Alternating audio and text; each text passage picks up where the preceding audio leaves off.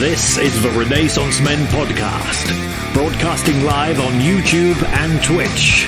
Now please welcome your host, Stuart Garrard.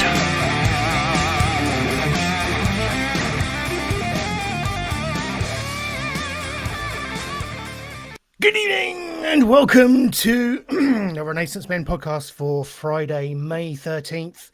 I am your host, Stuart Garrard, and joining me this week, as always, on this Friday the 13th, is my good brother, Jimmy the Saint. Oh, shit. What the? Yeah. There's my kids.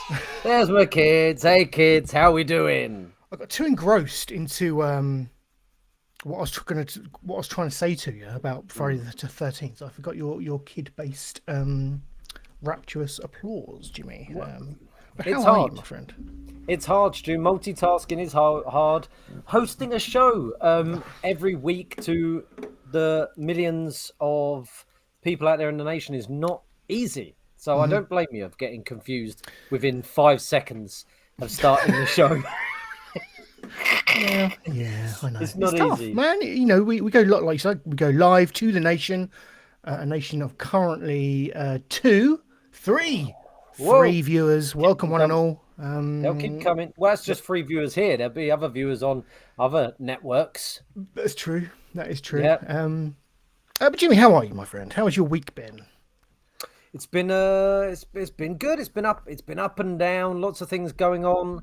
Trying to think of the highlights. I think the highlight for my week must have been the Renaissance Men coming together.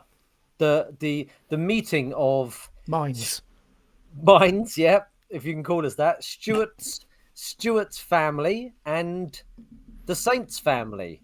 synergy. The first time me and Stu have been face to face in probably about 10 years or 8-9 years, something like that. I think it probably was, mate. Yeah. Yeah. But we popped down to the island, swam across. Actually, no, because I can't swim, can I? Bobbed. Bobbed. That's a good term. I had my flotation vest on. Over we went, a little push by Amanda, and we turned up on your doorstep, and we had a bloody good time. So it was lovely. It was, wasn't it? Just like old times. You are slightly concerned that I only saw 3 of the children. The other 97, God knows where they were. We only bring 3 out at a time. Okay. And they're the best looking ones, so they're the ones that get the airtime. They show us off the best, the blondes. Yeah. No, but it was absolutely lovely. As I say, I haven't seen you obviously in ages, Stu, face to face. Got to meet your lovely wife, who I've never met before in person. Spoke to her briefly at the end of shows. She was exactly as I imagined her. An absolute saint for, being with you. And your lovely son as well, your giant son. For anyone who hasn't seen Stu's son, he's about 6 foot. Do you reckon he's 6 foot? Yep. 5 years old. 5 years old. 5 foot as well. So yeah. He was bigger than all of my kids standing on each other's shoulders, wasn't he? But Stu's about 7 foot. So we measured him the other day, and I think we made the point of kind of comparing him to Peter Dinklage. We think he's above Dinklage now. I thought you meant you may have an orphan. You may have got a little man in your house that's pretended to be a child. It's a measuring man who just get Benjamin to stand up next behind him and head to head. That's what I thought you meant by Dinklage. Oh, right, but that was lovely. And your boy and your little boy was playing Lego Star Wars with my boy, and you were playing with both of them, and I was trying to force cider down your wife's neck. Yep. It was absolutely lovely. It was brilliant fun. So that was the highlight. Absolutely. That was the highlight of the week. Yeah, same here. It was a lovely time, and we'll do it again soon, as they say. Any other highlights for you, Jimmy? You usually come to me with an anecdote. I'm a bit sad if you don't. Anecdotes. I did Jungle Adventure with one of my children, and I worked at the same time. That was exhausting. Like kids running around. Yeah. Go over that. Yeah, like kind of making that's exactly phone what it was. to the shoulder. Oh, they have making £1 million Wi-Fi deals. Well, I can wish. No, I had my laptop, and they have Wi-Fi, and you're just in a big soft play with kids all running around, and you're Wi-Fiing up, and just working on your laptop. And well, I don't have the phone there. I have a little earpiece. Then I'm modern. I'm a modern man. So that was on. What else did I do? I don't think I've done anything crazy. Wednesday night, I got drunk with my mum and dad. That was good fun. You did do that, did you? Nice. Yes. Yes. The rumor was you was going to do it, and by Jove, it sounds like you did. Yes, my choice was go to see Doctor Strange in the cinema on my own because my usual drinking buddy has got COVID, or go and get hammered with my mum and dad. And I did that. And I tell you what, I barely got a word in edgeways. My mum just doesn't stop. It's exhausting, when it's exhausting. Yeah, it was exhausting. I do have a little story. Go on. I was scooting, as you know. I have an electric scooter. Stu. Yes, you had a go on it. You had a go on it, and you were great fun. You were good, yeah. Yesterday, I was going to work on my electric scooter, and you're not supposed to be on the world with them. Okay. Yep. You're not supposed to. Private land only. Yep. But I'm scooting down towards work, and I just hear behind me this beep beep beep beep beep beep beep beep beep beep beep. I'm like, they're not. I think, it must be one of my friends. Yeah. Just that's what I'm thinking. Maybe John Simmons Scale Model Maker or whatever. Yep. So I go to pull over into a driveway, which I do quite often when cars are coming behind me anyway, because I'm a polite guy. And I look round and I see this big silver Range Rover, and I'm like, oh, that's not one of my friend's cars. I see in the passenger seat is like this late 70-year-old woman. I'm like, well, it must be one of my friend's mums, who I don't know, with a friend. They come up next to me. A bloke, must have been about 80, white hair, glasses, with his wife. I wish. He went, those things are illegal. I went, what, these? He went, yeah.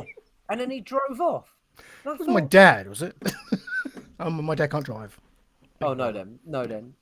But I thought, was that a reason to try and fucking kill me?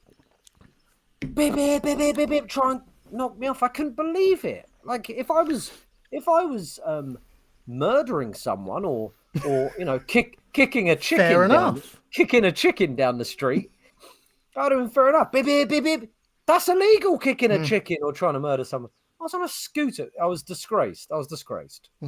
This is strange that you bring this up, because I also have a road rage tale of my own from this week. I too was on an electrical cycling device. Well, no, not two.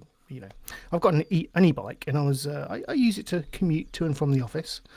And on my way home, I think it was like Wednesday. I can't remember, but I have to cycle down quite a busy road, and to be fair, there is a cycle lane on the pavement, but it's quite narrow. It's meant for cyclists and pedestrians, but there's not really enough room for both to go side by side. So I generally use the road, and an oldish deer, I would describe her as, behind me as she was driving past. Clearly, she couldn't. The road is quite narrow as well, and she couldn't get past me, and because other cars were coming the other way. So as she eventually made her move during a gap, she honked me as she went past. Honked. This country, I'm telling you.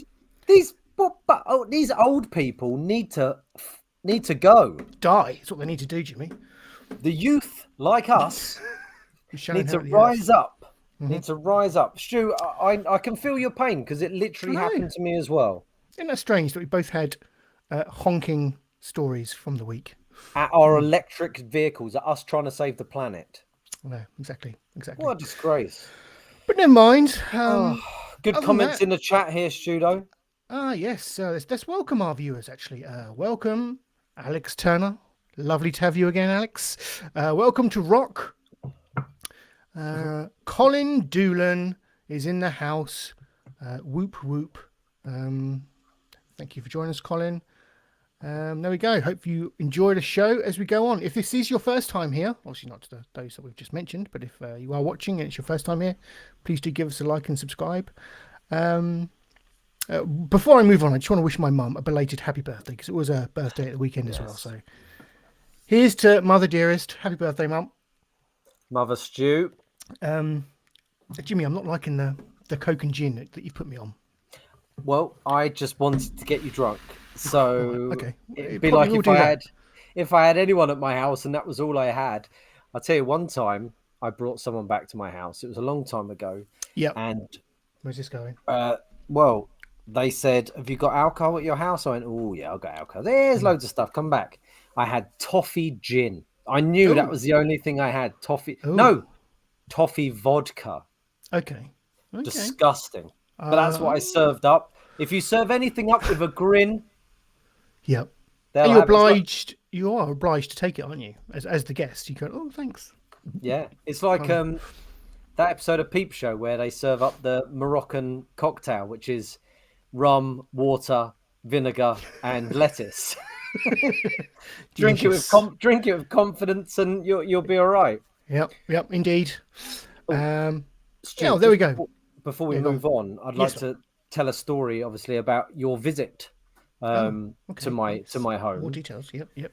Well, I was in the car before your visit, and I was with my daughter, and she comes out with some funny stuff. My daughter, and she said, "What's his name? Who's coming today?" And I said, "Stew," and she went, "Sounds like soup." And I was like, "Yeah, it does sound like soup."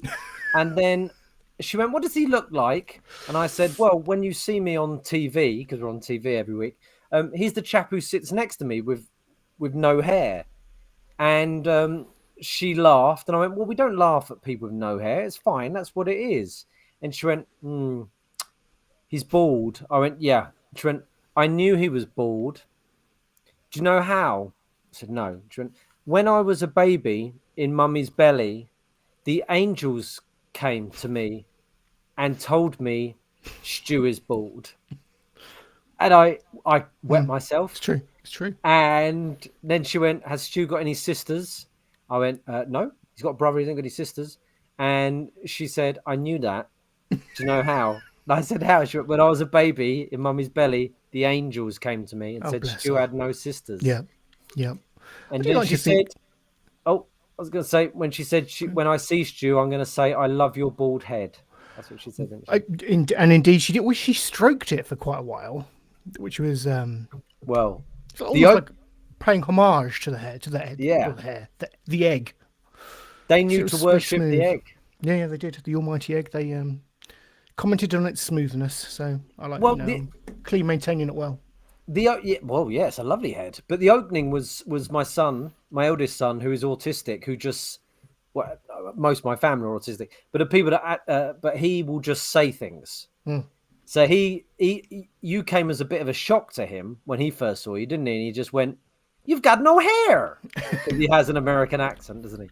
"You've got no hair." And you went, "No." And then him and Evie were touching you. And I said it was like comic relief in the 80s when Billy Connolly would go to Ethiopia and all the kids would be ruffling his massive hair. It was like that. It was lovely I wish I would have got a video of them stroking your head, because we could have passed it off as some sort of a charity thing. Eggathon 22. Yeah. There you go. Sorry, I rambled on there, but it was a lovely moment. Fine. It was a lovely moment. And it was a lovely weekend. So, yes, much obliged. Thank you for your hospitality, Jimmy. Yes, let's kick the show off, as we always do, by answering some of our viewer questions. I always say listener questions. Well, we might have listeners. We are on Spotify now. If you didn't know that, the audio of this show does go out now on all of your podcasting software of choice. So if you can't be bothered to watch us live, you can listen to us. After the fact. So go check it out. But anyway, if you're a viewer or a listener, you can send in your questions on the Facebook or Twitter page. Head over to, or just search for Renaissance Cast on both of those sites and you'll find us. First up, we have a question from, is this Tom Rogerson? Yeah, he doesn't want us to use his name anymore for various reasons. Right. Roggy, yeah.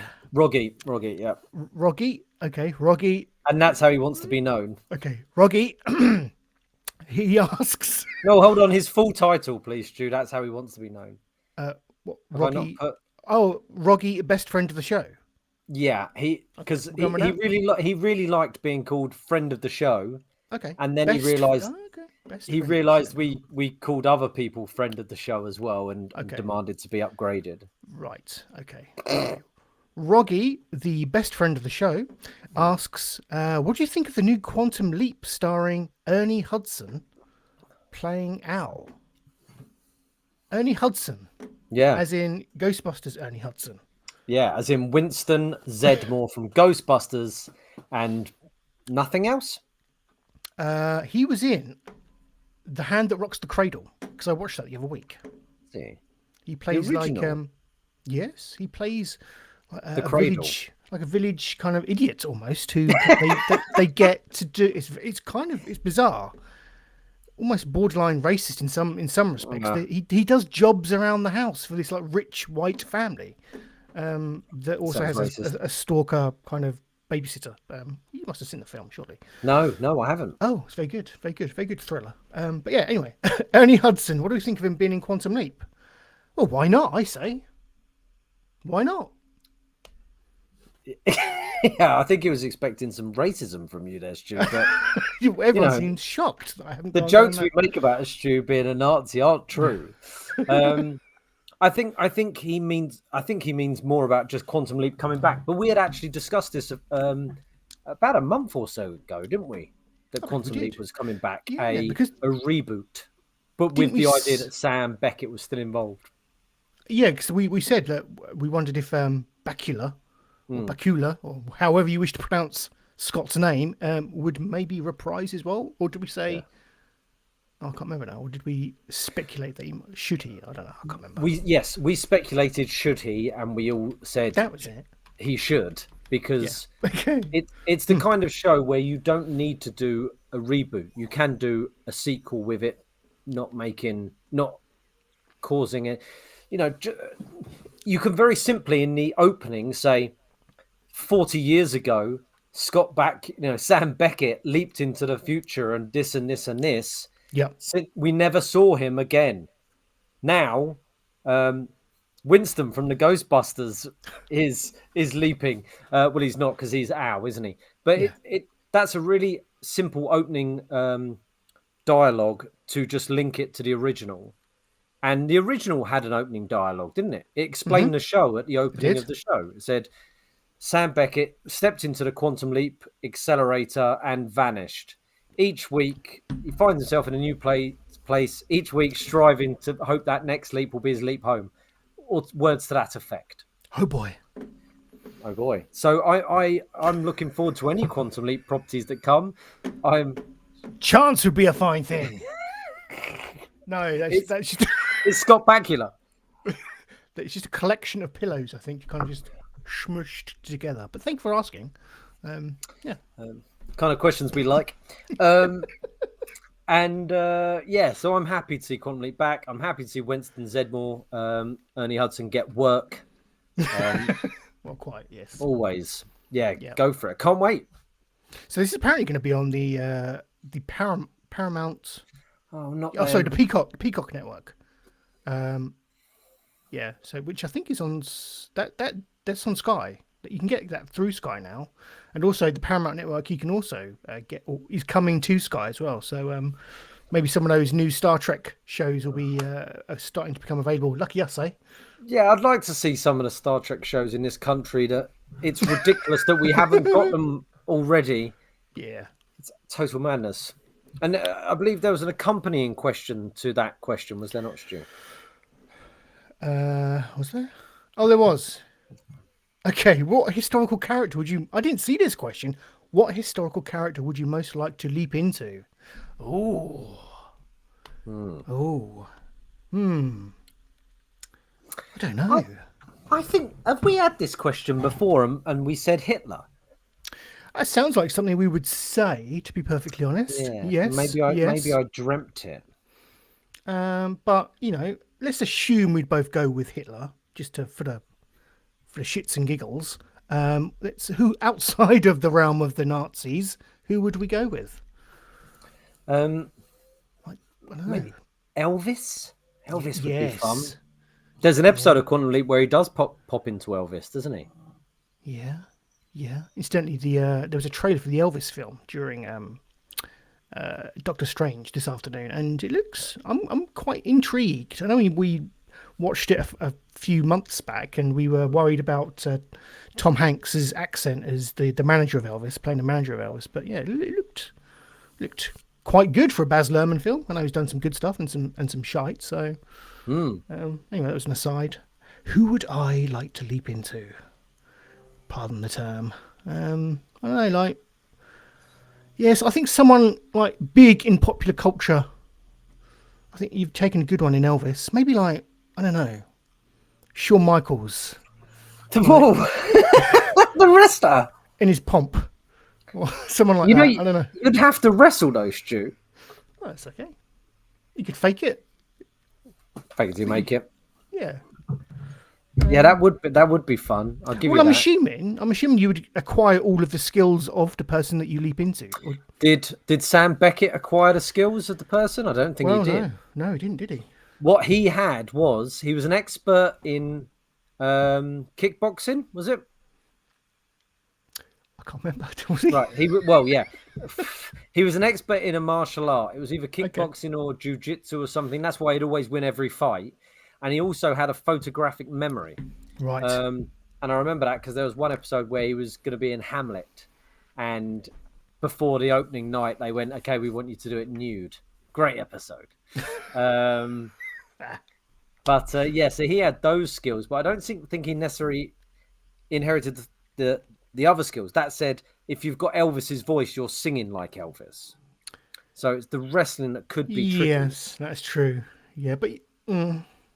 But with At Elvis, which part would you go into Michael's when he was absolutely riddled with drugs? Yeah, when he's having his most fun, before he found Jesus, the good stuff.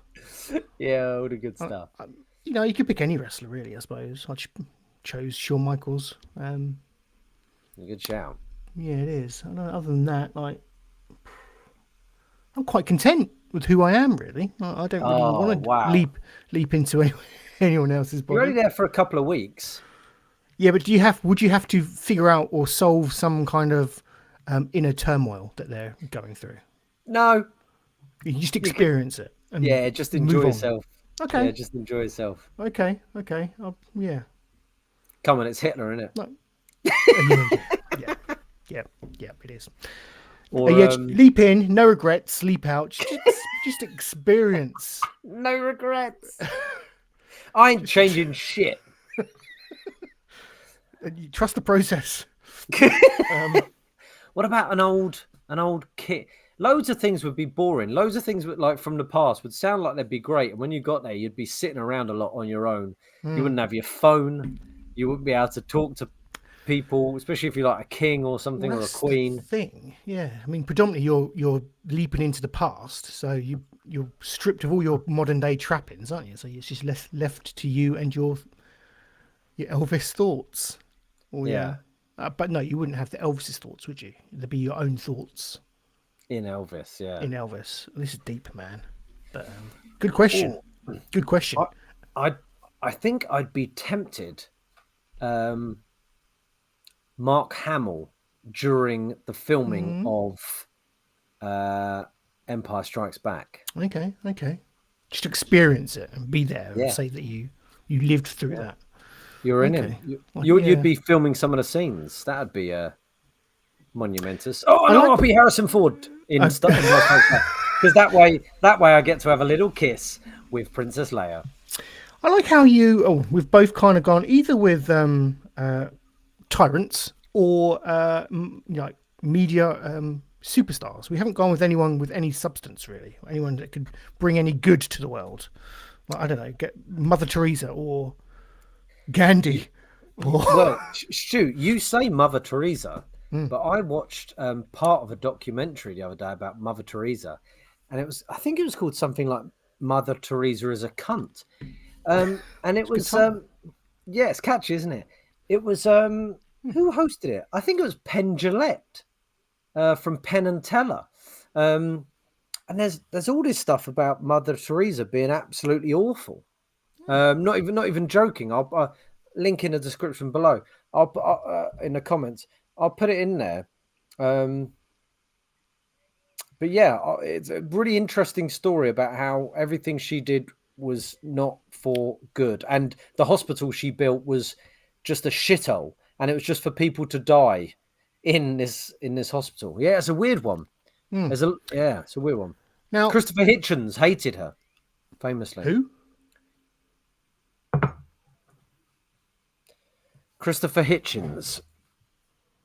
Oh, Stu, you call yourself a Renaissance man. I mean, by our definition of Renaissance man. Christopher Hitchens. As I furiously Google.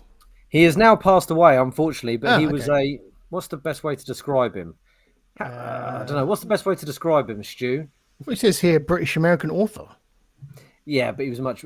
He was like, Professor Jordan Peterson. He was like a massive YouTube star before YouTube. Who was an atheist who would talk against just any bullshit out there, basically. Very, very intelligent man. Wouldn't always say everything that people agreed with. Roggy was a massive fan of him. Roggy in the comments was a huge fan of Christopher Hitchens. But Google him, YouTube him. So much fun watching him completely destroy people trying to argue bullshit. Yeah. I'd highlight some of Roggy's comments, but if I do, it gives out his real name, so I don't know. Yeah, he can't change that, he said. Oh, for goodness sake. Right, well, thanks for your comments.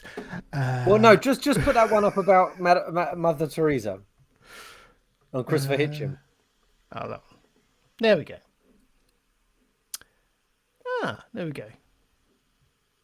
There we go. Missionary position. No. Rock says, didn't end well for Sam, though. And as for Twinkie, he ended up an American confection. Yeah. There you go. Cheers, Rock. Next question by serial question asker, Holly Williams. Oh, just before we move on, I did reach out to my celebrity friends. Ah, yes. I mean... I know, Stu. I reached out to them, and I'm really sorry, but the only one that came back to me again was Brian Blessed. Okay. Okay. Yep. You ready? I am. Yes. You taking a big swig of gin and coke? This is who Brian Blessed would most like to. Well, this is what Brian Blessed took from the question. Who would you most like to leap into? Okay. Go on. Hello, nerds. Yes, that's right. It's me, Brian Blessed. Some historical figure, someone who's lived, who's been notorious. Well, I shall describe this person only in noise.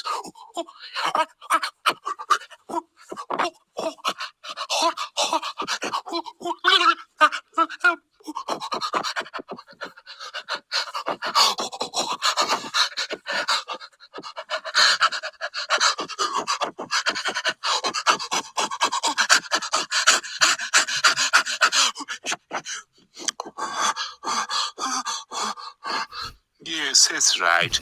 It's the chairman of Norwich City.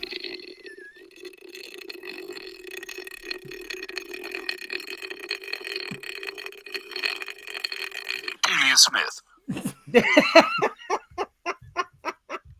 Delia Smith. That was the best one so far. Thanks, Brian. Do you know what? I noticed him. He slips ever so slightly into Boss Nass, didn't he? When he was. Well, little bit. I bet he'd love to slip into Boss Nass as well, wouldn't he? Wouldn't we all? Yeah, Rock does bring up a good point about my my ability to highlight the chat. I may not be doing it in the correct order, so you may lose some of the comedy stylings of certain people if I'm not doing it in order. But if I'm doing you a disservice, I do apologise. But thanks for joining us anyway, mate. As always. Next question is from Holly Williams, who asks, please reveal the coolest picture on your phone. Oh, great question. Yes. This is a good question. I like this. We're going to start with Jimmy's. Yours are pretty fantastic. Well, mine are a literal highlights of in my life. Let's go there. There we go. So this is I brought 2 to the table, didn't I? You brought did? 2. Yep. This was in New York. As you can tell from one of the gentlemen wearing an "I Love New York" T-shirt. Indeed, yes. So I travelled to New York with best friend of the show, Roggy, and our friend Vassal Tchaikovsky to see a play called Lebet, starring Mark Rylance, David Hyde Pierce, Niles from Frasier there, Joanna Lumley. And the chap on the right is a chap called Stephen Wimett, who's a famous Canadian actor who's done a lot of stuff, but you'll know him from, he voiced Beetlejuice in the cartoon. Ah, okay. Yes, cartoon Beetlejuice. Yep.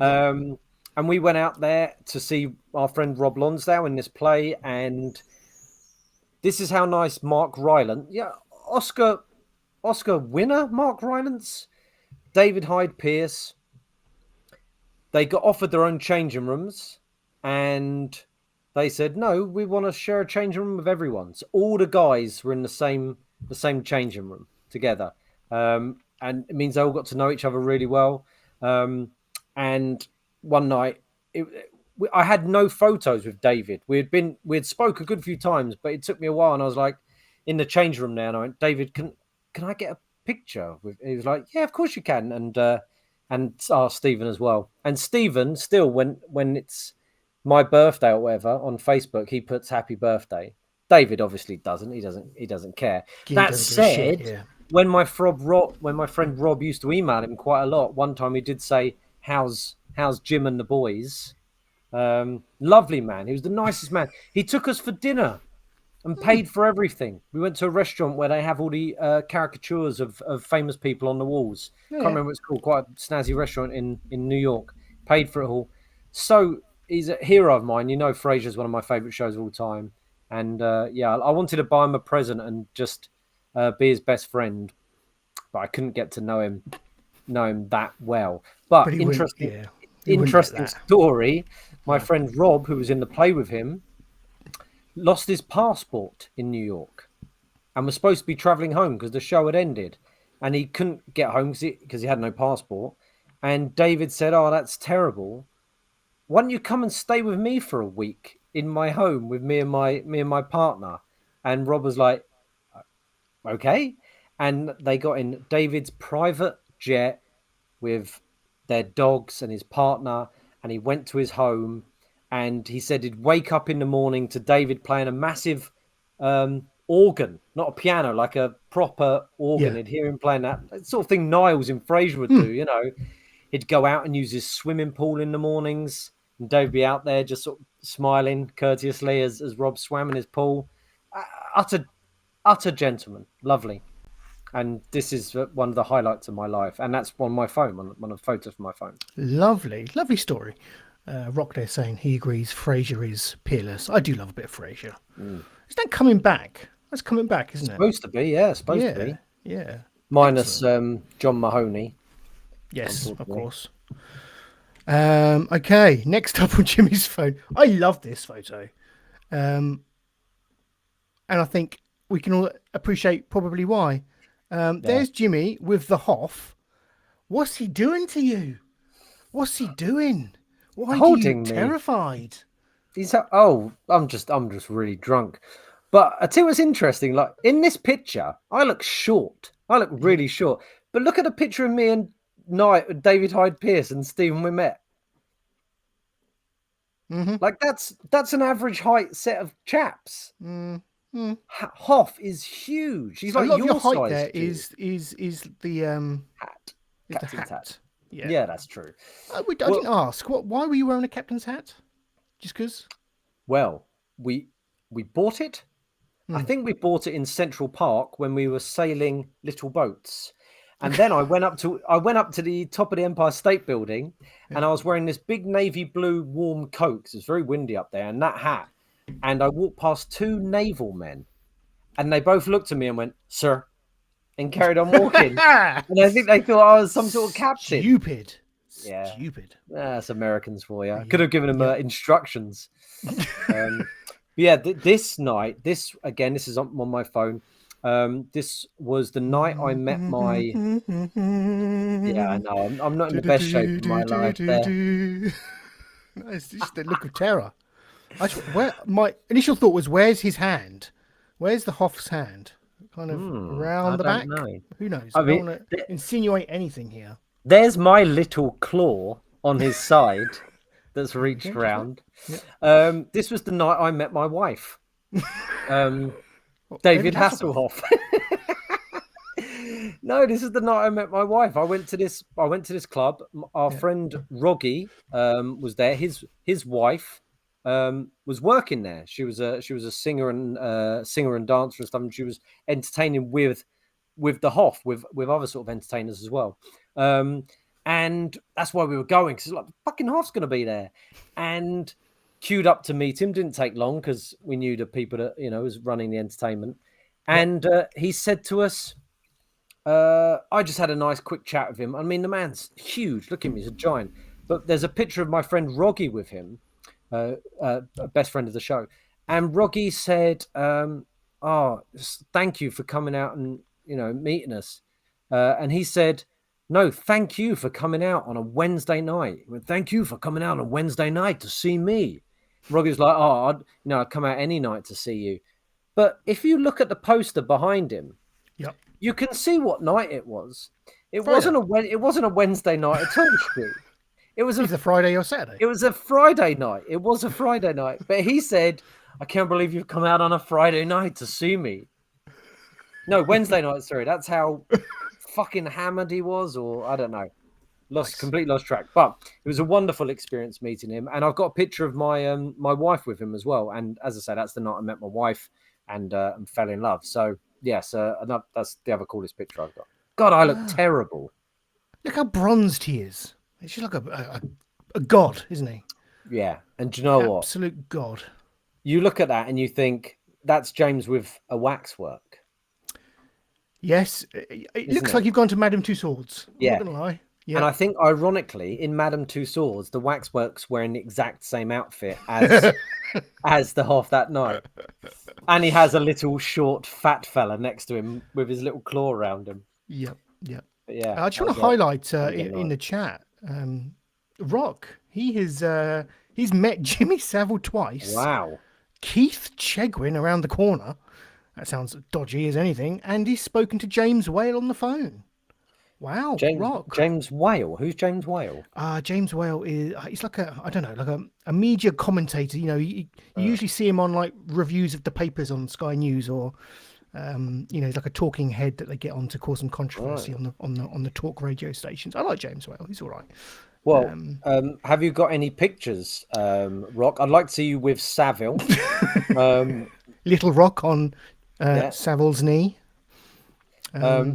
There's some comments from Roggy as well, because obviously Roggy was there that night. Yes. Apparently it was his birthday, Jim. Yes, it was. I remember that distinctly. And he also says that's why the Hoff was there. That's entirely plausible, Roggy. Entirely plausible. I believe the picture of Roggy with him, Roggy is topless. Oh. Roggy's picture, yeah. Nice. Yeah. A friend Alex of... Turner. Alex Turner's met Joe Schwash. Wow. Come on, I've got David Hyde Pierce. You can't put Joe Swash next to David Hyde Pierce. Yeah, true. But I will say, sometime listener of the show Code, he was in a restaurant once in Leeds, and it was his birthday. And he was about, I think he was about 20 or something like that, or 19. He was eating his dinner with his family, and he just felt these hands on his shoulder, and he went, "Oh, someone tells me it's little Willie's birthday today." Oh, no. Jimmy Savile got the whole Pizza Express singing "Happy Birthday to Will." Yeah, oh God, Man of the people. Oh, yeah, he was hands-on entertainer.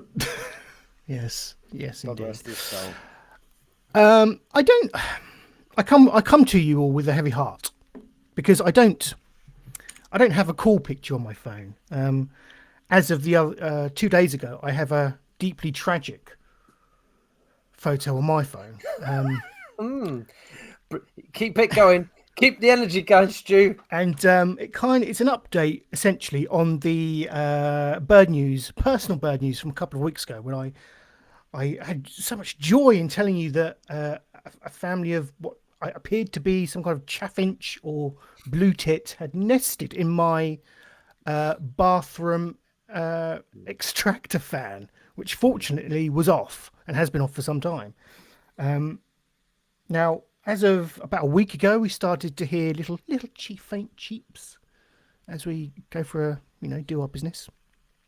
But I've got some bad news, and this leads into a photo I have on my phone because I had to document this somehow. But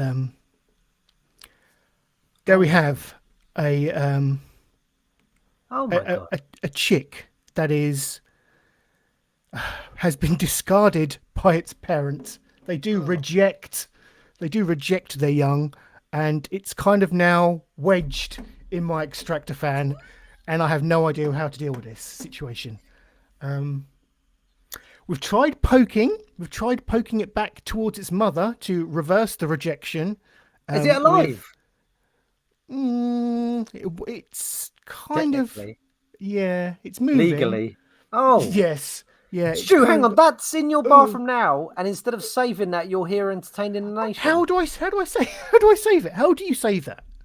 Bill Oddie. I told you to get Bill Oddie around when it happened. But isn't it just it's so sad. But yeah, we tried poking it. You're gonna have to feed it with a cotton bud. Amanda thinks we should somehow rip that off the wall and rear it as one of our own. But unfortunately, when I was poking it to try and poke it back through to its mother, I think I ended up wedging it ever so more up into like the top of the cavity. So now it's proper stuck. And now I don't know what to do. But can you hear it now? No. But they do. They reject their young, and this is kind of, the nest is like right at the front of this, like behind it, if you like. But yeah. Oh my God, Stu. So when you're sat in there in the mornings laying some cable, do you have to look at that little bird's face going, "Help me"?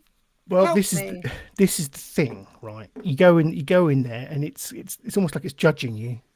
Well, of course it is, because it's stuck. It's like those Thai boys. I think it's gone. It's gone. Oh no, that's exactly what I thought. They need to make a documentary about this, but no, I think it's gone. Sadly. And you're going, how can I save this thing? Maybe if I poke it in the eye with a cotton bud. I mean, the chat's going wild, Stu, about this. Threats to call the RSPCA. No, I like Rock's suggestion. Have you tried depositing a particularly obnoxious pile in your bathroom? The smell could repel it backwards. I like that. I mean, it looks like it's trying to have a sniff anyway. It does, doesn't it? But like, if it's I'm assuming it's passed. Is it just going to stay there forever? Well, it's obviously going to decompose at some point. Yeah, but... it's not a fucking Jedi, Stu. Become one with disappear. The Force. You're going to have a beak. Hello? Oh no! It's horrible, isn't it? It's horrible. And there's a cable, because Amanda tried to shove a camera in there so she could watch the nest and the eggs hatching. Spring watch. Yeah, well, yeah, spring watch gone bad, isn't it? Really, but yeah, terrifying. Yeah. But in the upshot of all of this is, I feel we need to maybe, out of respect, put a pause on bird news for a period, because. Yeah. Maybe bring it back as the memorial bird news. Well, I don't know. We'll figure it out. There's a lot of banging coming from your side. Is that the bird banging on your wall? There's no banging from my end. Yeah, it's like clonking. Is there? Yeah. I think it's the bird. Help. No. But yeah, it's tragic, isn't it? Tragic. I'll tell you when it's clonk. Yeah, it is. I can't believe that's the coolest picture on your on your phone. That's absolutely horrible. Heartbreaking. But that is nature. That's how I justify it. That's how I'm dealing with it. I just say, man, it's nature. There's some. Well, look, let's get rid of that corpse and go back to the chat, because there's some great stuff coming up in here. Rock, if we can get his comment, says it's better than that. No, go back even further. Go back. It's better than that. first time Oh, with little Jimmy Savile was actually on Top of the Pops. Oh, I sat next to Halen Pace and Ulrika Johnson at the Eurovision Song Contest. That's timely. Oh, so they're different. They're different stories. Rock, one story at a time, please. Pete Turner. I had my photo taken next to Sharon Davis when I was 11. I look like a slightly younger karate kid. She still talks about it. I'm sure she does. I didn't know we had such a connected audience, Jimmy, to be honest. And it, quite frankly, it's lifted me after the tragic news we've just had. Your news isn't tragic. You've told us about a terrible ongoing scenario, and instead of going, "How can we sort this?" Gone out. You've gone, "What a sad story." Oh well, I'll just sleep at night and let it die. You need to get a worm in your mouth and go in there and feed it to that bird. You son of a bitch. Bad news. May he rest in peace. He's not dead. I can hear him tapping. What else we got coming up? Nothing. Yeah. Yeah. I don't know what that means, but we'll go with it. Never check for sure if a sentient creature can be saved. Am I getting bad vibes from the viewers? Finn? I think I'm just justified in what I'm doing. But there we go. In letting him die. If he dies. Yes, I am the Ivan Drago of bird rearing. It's their own fault for nesting in my extractor fan, to be perfectly honest with you. I think you said, I assume he's dead, and Roggy said, always assume. Yeah. That's what they say. Never check for sure if a sentient creature might be saved. Indeed. So it works when you read it as a whole. You're taking him out of context and making him seem like he's not actually giving you shit for checking if that bird is alive or not. Thank you for your questions, as always. I'm moving on. What I just wanted to do is, where's my rug? We like to just highlight some of the content on the channel and that we've got coming out shortly, or has been released over the last few days. And what have we got? We've got I've got some Lego stuff coming up. The May 2022 Lego magazine build. That went pretty good last time. 77 views on that, Jimmy. I know. Heady nosebleed territory that is. But I've done another one for the May magazines, the Batman and Star Wars. Me and Benj do a little a build of each of the models. So lots of more Lego content coming up as well, because I've received my May the 4th Star Wars haul. So I've got my little Dagobah. A question for you: is it Dagobah or Dagobah? Dagobah. Is it Dagobah? That sounds a bit pretentious, but yeah. But you think people saying stuff how it's supposed to be pronounced is pretentious. Okay. Hence, when I used to say I came from Ashington, you'd go, oh, Ashington. And I'll say now, from Dagobah, oh, Dagobah. Okay. Well, I've got a Dagobah model. It's been received now, and I'm going to do a live build of that at some point. But with that, I got a couple of exclusive Lego.com trinkets, I'm going to call them. That they give out for spending a certain amount of money during the Star Wars Day period. I think it's between the 1st of May and the 9th or the 8th of May or something. So yeah, go check those videos out. They'll be dropping over the weekend.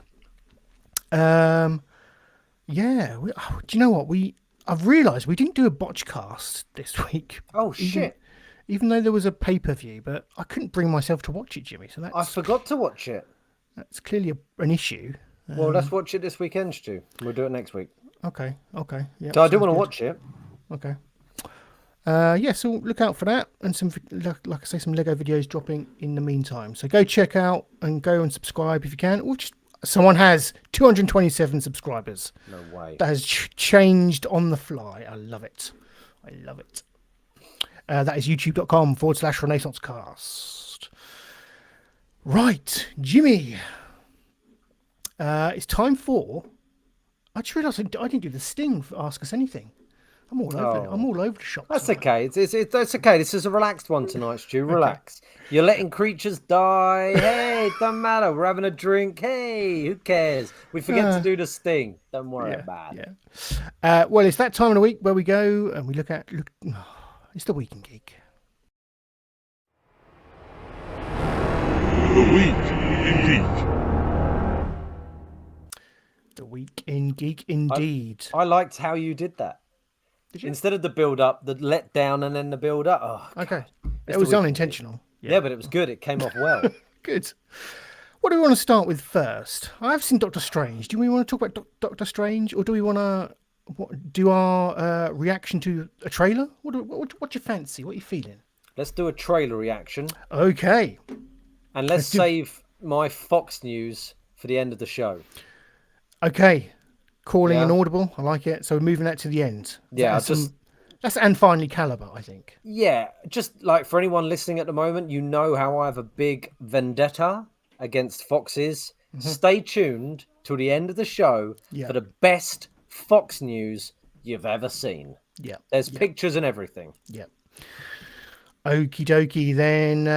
Well, let's take a look. Let's take a hot take. Let's give our hot takes from one of the latest trailers to drop this week. And Jimmy, I'm bringing to you Avatar, The Way of Water. Yep. Oh, that would have been so good if it would have come up there. I know. I want to get your thoughts on Avatar because I can have them. it's one of those films that I swear to God, I can't for the life of me remember what the hell happened in it. I've only seen it the once when it came out. You know, it was a bit of a phenomenon at the time, wasn't it? Yes. Yeah, massive. It's huge. It's one of the highest grossing movies of all time, isn't it? Along with Titanic and stuff. Yeah. So, your thoughts on Avatar, please, before we get into this trailer for the sequel that's coming, I guess, towards the end of the year? Yes. I saw Avatar in the cinema. It was in 3D. Yep. I think it was the first film I had seen in 3D. Same here. It's a pioneer, wasn't it, really, for that medium? It worked wonderfully in 3D with all like the floating leaves coming down. Yeah. It was a real spectacle. The story I thought was good for what it needed to do.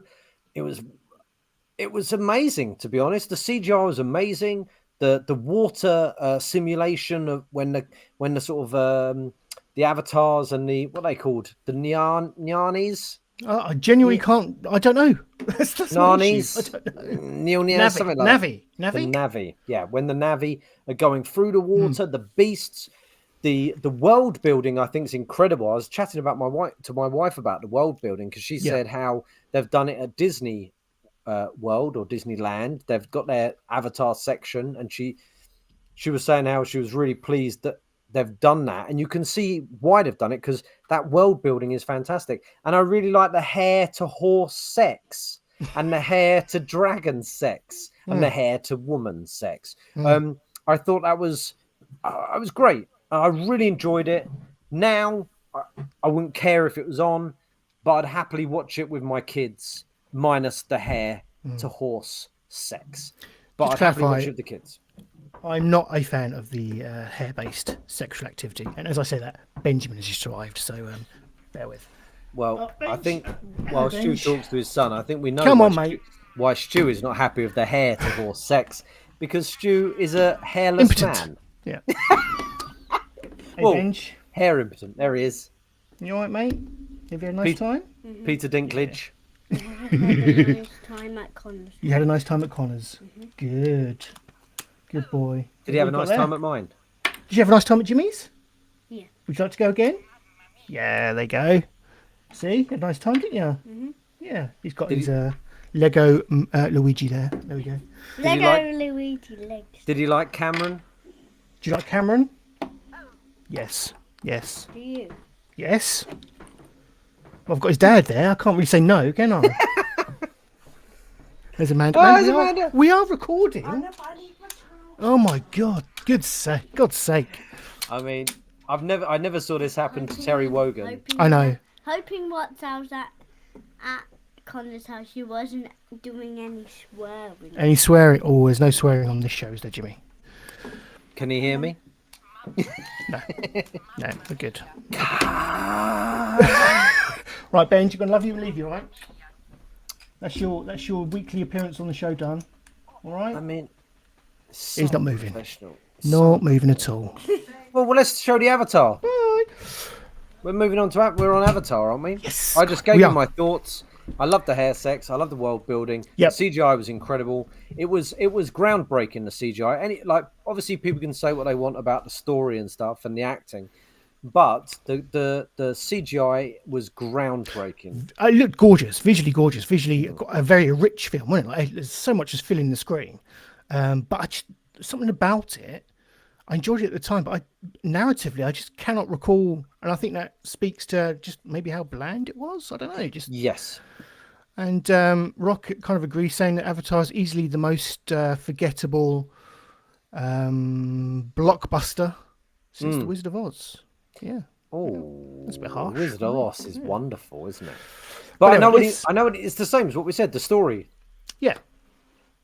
But this is the trailer for Avatar: The Way of Water, the first of 4 sequels. Lots of Avatar sequels.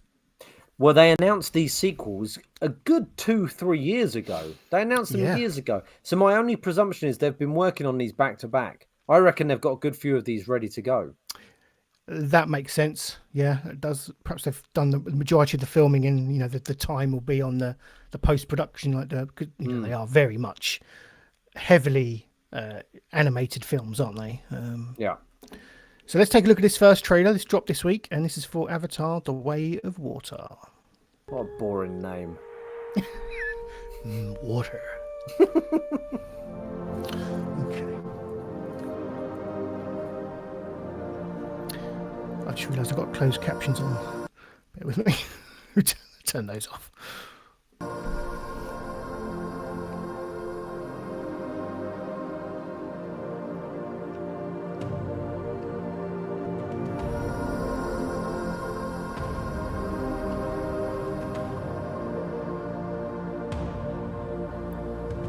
mean, again, it does look amazing, doesn't it?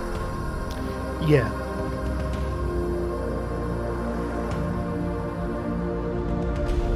So colourful.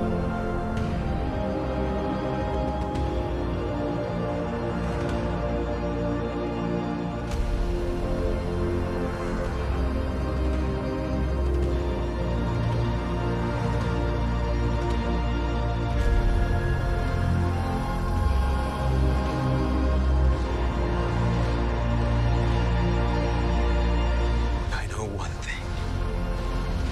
Wherever we go, this family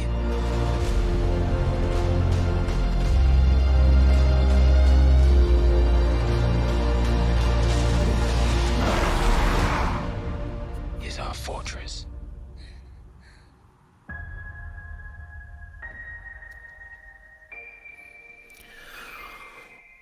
There we go, coming in December, like we say. Again, it just looks a bit bland. I mean, Shut that screen down, Stu. Shut it down. Shut it down. Shut it down. What was I going to say? I was going to say I always liked, and a point I'd forgotten to bring up is I liked like that clash of like the industrial, the human industrial side with like their big kind of like like the aliens type. Exoskeletons, that's the word I was looking for, but and the mixture of like that between that and the natural Navi stuff. I thought that was quite an interesting yes. An interesting. Well, shoot, there's some stuff in the chat you might want to bring up from Rock and Carl Meyer and Colin Doolan. Rock says, for me, the big problem these days is in-game cutscenes are as good as cinema graphics. So unless it's hyper-real, it doesn't work for me. Yeah, there is like a kind of a closening of the gap there, isn't there, between video game cutscenes and where these types of very CG-heavy films are at. Yeah. Carl says, let's hope they actually have a story this time. Yes. I think that's kind of what we've alluded to. Yeah. Well, I guess the story last time was that there's a tree, wasn't there? There's a big tree there to save. The humans wanted to mine the place where they live for a certain rock or ore, I think, because it could help from what I recall, it was so long ago because it could power Earth. They wanted to mine the place, and Right. I mean, it was basically like the equivalent of Native American Indians and cowboys, wasn't it? That was the idea, like them trying to take their land. That's what it was, right? Them trying to take their land. And Dances with Wolves, Sam Worthington realized that they were good people and they should be able to keep their land, and the humans were the baddies, and blah blah blah. So it's just quite a basic story. Your sort of expectation with a sequel with something like this is there's a bigger threat. Yeah, and, bigger, better, you know. Yeah, and the humans and the Na'vi have to team up. They did team up a bit in the last one with the lovely Michelle Rodriguez, who's one of my favourites, Stu. She unfortunately died in the other film, but they could have brought her back. But there we got no story, did we? And I know I said I like a trailer where you don't get too much story, but what Rock said there, CGI now is just not enough. It's all like back in the day, it was enough. Now you go like a CGI. We've seen it all in, as Rock says, in games, and we've seen it in films. We need to be given more. We need to be given something that draws us in, not watery lines that go, we are the only thing that's our shield is our family. I was like, Yeah. Nothing about that is giving me vibes of I must go and see this. If anything, I'm more intrigued to go back and watch the first Avatar to see what it was all about. But yeah. Speaking of the first Avatar, Carl Meyer likens it to a rip-off of Fern Gully, but with 100% less Robin Williams. So yeah, not as good a film then. Well, yeah, and the world is 100% less Robin Williams, isn't it? Indeed. These days, unfortunately. But yeah, no, that's it. It's just basic story with some CGI is not enough. You need to do something special. And maybe I'm wrong, and maybe it's because it's been a long time since I've seen it. But the special effects didn't look too different from the first one that came out 9 years ago, 10 years ago. 12, wasn't it? Oh no, I can't remember now. Probably it was before I met my wife. So it's before I met David Hasselhoff. Which was 8.5 years ago. Yeah. I think a very dull trailer with a potentially dull name, and no real impetus to go and watch that. To be honest, I'm not hyped for it at all. Also, I miss numbers on films. Make it easy for an audience. Call it Avatar 2. Avatar 2. The Way of Water, or whatever you want to call it. The Way of Water. The Way of the World. The Way of Water. What could that imply? Obviously, they're going into the water. They go swimming. There's an underwater Na'vi world. I don't know. Yes, I would have liked to have seen the villains underwater, the evil Na'vis.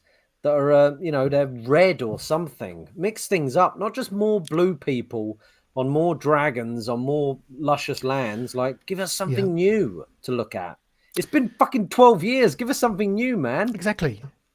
But I have hope that James Cameron, he must have, he's a fabulous filmmaker. He's done some amazing films over his long career, and he must have something to make him want to do 4 or 5 of these films. There must be a story there that he's buying into and wants to tell us. He's a story maker at heart, and he kind of storyteller at heart, and he's he must have confidence in it to want to commit to 5 sequels. Yeah, I love James Cameron. I love James Cameron. Terminator's, Aliens, those some of the best films ever. I named my son after him. My son is called Cameron James. I mean, by accident, but he's still by accident named after him, and he's gone deeper than any other man, hasn't he, on Earth? He's gone deeper underwater than any other man, James Cameron. Oh, I thought you meant your son. No, deep sea diver. He goes deep into tender age of 7. He goes deep into people's psyches. Yeah, but James Cameron has gone deeper underwater than anyone else. He's funded it. There we go. Going underwater. That was our hot take on Avatar: The Way of Water trailer. Another one, same time next week. Okay, Jimmy, what should we do now? Let's let's bring up some news. I'm gonna blast through some of this news. Did you know this? Right. Okay. Let me key this up. There's speaking of sequels. Actually, this is a good segue. I had no idea this was happening. They are making a Spinal Tap sequel. Wow. Yes. Wow, indeed. Rob Reiner's coming back. The original all the original cast. Well, yeah. Not all of them, because one of the chaps died, I think. Yeah. Well, yeah. Those that can are coming back. Those who are breathing. Yes. This is Spinal Tap sequel announced. Original director and cast return. Castle Rock Entertainment has announced a sequel to This Is Spinal Tap, the critically acclaimed and much adored 1984 mockumentary that's regularly regarded as one of the greatest comedy films ever made. This is from IGN.com.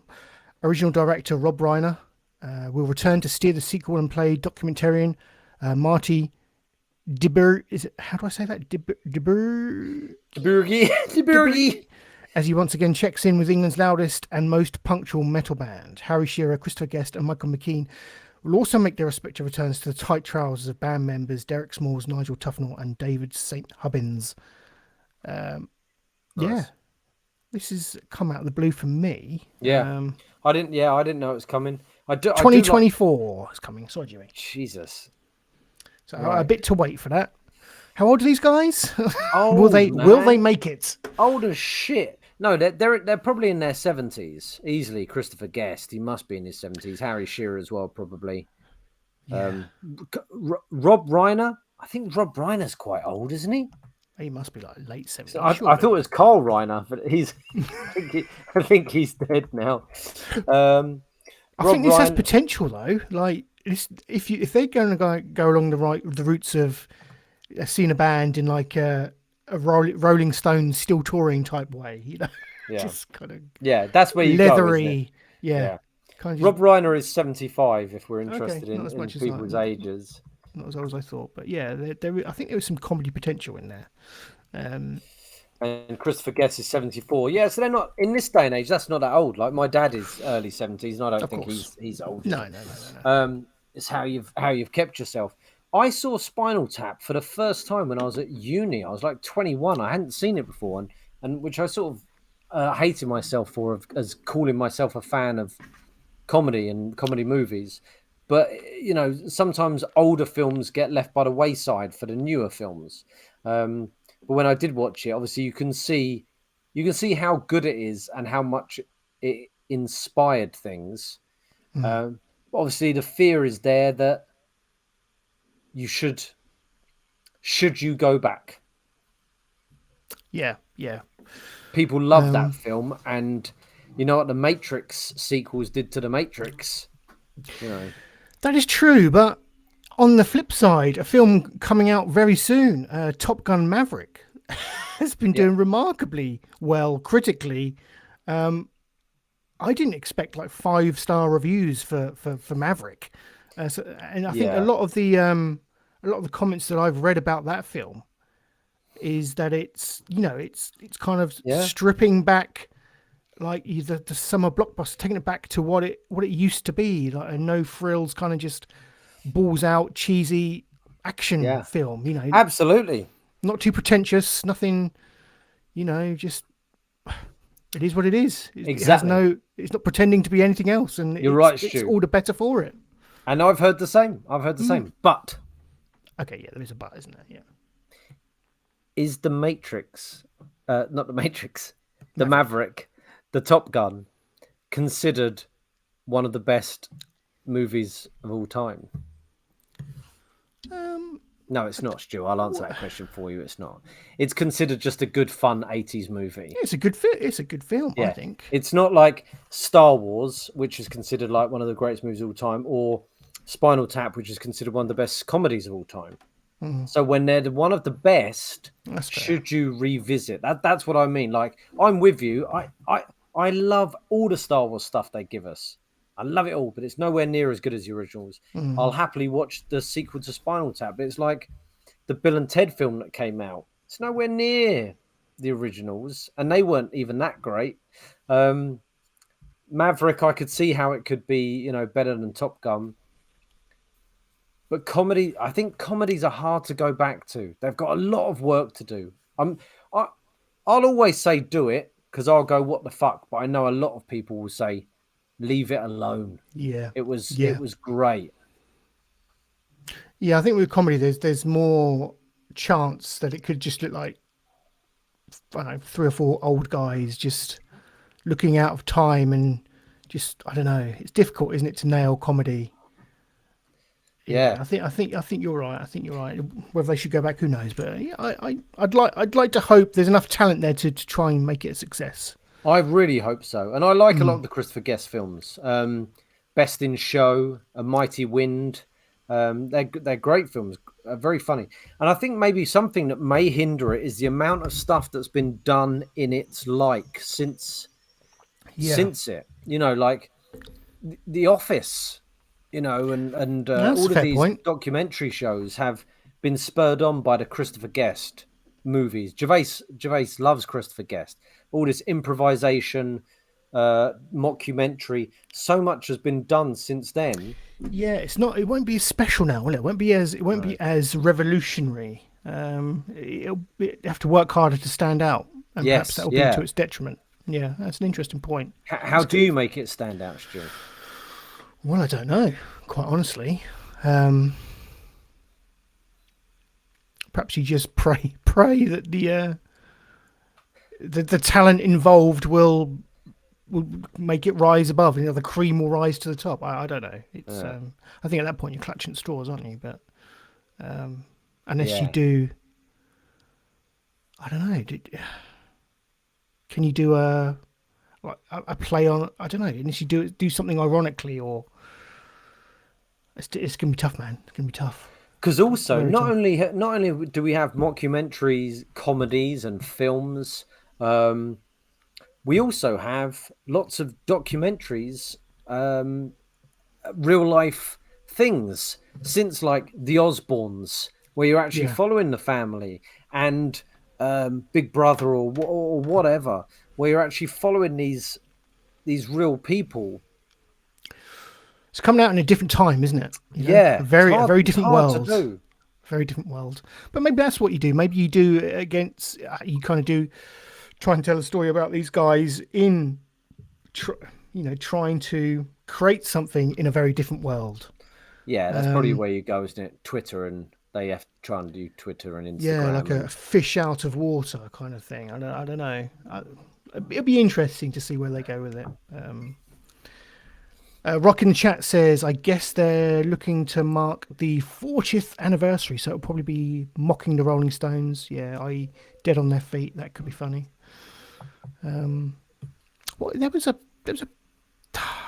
film with like Jimmy Dale and a load of British stars. I remember watching. Yeah, it was called Still Crazy. Yeah, I remember enjoying that. Yeah, I didn't think it was that bad. I think Bill Nye was in it. Yeah, that sounds about right. But they did a very similar thing. You know, it was very Rolling Stones like, the big comeback. Yeah. In a very different musical world.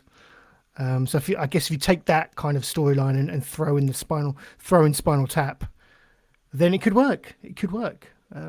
But that Still Crazy came out when I worked in Movie Madness, Stu. Yeah, we're talking probably nearly 30 years ago. Yeah, that's a long time ago. And it wasn't amazing then. Jimmy Now, Billy Connolly, I think, was in it. I think John Sessions was in it. But then it's Jimmy Now. It's not Christopher Guest, you know? So there is that. Yeah, good point. Good point. I hope it's good. I'm with you, man. I hope it's good. I just know how tricky these things can be now, especially when you go back. I mean, Ghostbusters, look nothing's ever got back to the original. I just want to go back to a question in the chat because I think it bears asking, and it's directed towards you, Jimmy, and it's from Carl Meyer. And he asks, which was the more significant meeting, your wife or the Hoff? Tough I think question. It's a question we're all dying to know the answer to.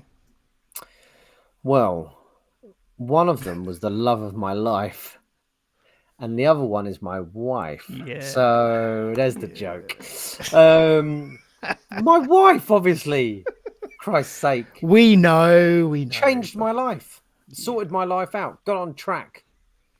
Oh God, yeah. I mean, look at you. Look at you in the Hoff picture, and look at you now. It's like a transformation. I would say I think I look better than I do in the Hoff picture there. I mean, I'm a similar body shape still, but I think in my person I'm better. But Internally, your you internals know, are better. yeah, Better other internals. other people will disagree. People like Yeah. Roggy. I mean, they used to call that person Old Jim. And on my 40th birthday, Roggy got me this, which says, "In memory of Old Jim, gone but not forgotten," with various pictures of me like I had died. So some people would disagree and think that Hoff was the better meat, but for me, obviously, it was my wife. You peaked at the Hoff. Yeah. Okay, that's the Spinal Tap sequel. Some more news. News close to my heart. Some Lego news. We need a Lego siren. Can I get up a Lego? Here we go. The much rumored Lego Optimus Prime model was announced, further announced this week. I'm just going to get this up, Beverly. I heard about this, Stu. I've stayed away from looking at it because I've seen people on YouTube talking about it already. I'm trying to hold on. I'm getting my sharing screens all confused. I do apologise. Here we go. This is what I want. We want this one. Here we go. Now this is a G1, Generation 1 Transformer Optimus Prime model. Look at that. He actually transforms as well. It's combining my love of the 80s with my love of Lego. Yeah, so it's the one from the cartoons, isn't it? Yeah. 1,500 pieces, retailing for $149.99, as we can see. Look at that, glorious. That sounds like a good price, Stu. That's Or a decent price. Yeah, I would expect, or would probably be looking to pay 170 maybe for that, but I think they've come in with a good price for 149. Like I say, what's that, jetpack? Did he have a jetpack? Yes. Did he? You got the touch. You got the power. That's from the film. I hope it makes some kind of sound effect. The teaser marketing did play heavily on the transforming sound effect, but that could just be, it's a Transformers, it's the noise they make. But I would love it if you could do this transformation and somehow the Lego gods made it do the noise. I love how it's in 3 simple motions when actually there'll be a lot of getting it into place, won't there? But still, it does it. He just bends over. It does it. It does it. It does. So you can play with it as the truck, and obviously pose him as a transformer. What are these? So that's his gun. Oh, that's his. Is that like an axie thing? All right. Oh yeah, his axie thing, amber axe. What's all this then? I don't know. Tron stuff. But yeah, look at it. Model converts. Whoa. Ages 18 plus. So justified in buying it. Let's have a look at a bit of the headlines from it. Build a Transformers icon. Enjoy quality time crafting all the details of this Lego Optimus Prime model. Converts from robot to vehicle. Just like the much loved original, this Lego Optimus Prime replica switches between a robot and a truck.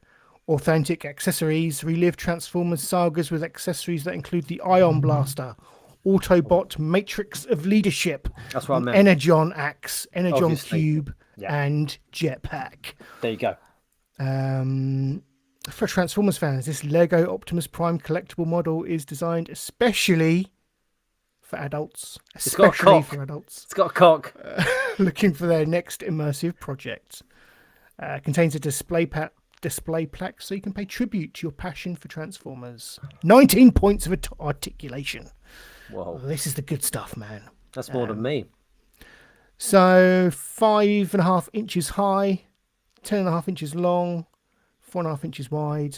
Yeah. Nice. 5.5 inches. Is that it? Um, Because if I was gonna 5.5 inches, what's that about this? Keep going. No, what? I No, say, that's what? not big though. 5.5 inches. I thought it was about 12 inches. 15 centimeters. Okay, so I can. That's like Half a that, half a isn't it? ruler. Half a ruler. Yeah, exactly. Half a ruler. Yeah, Wow. that I'm doesn't not seem happy. that high. I'm not happy, Stu. That's short, man. That's short. 10.5 inches long. So they talk. What do they mean by length? I guess when you lay it down. Do they mean when it's in truck mode? I guess maybe. Yeah. Surely length is the same as height.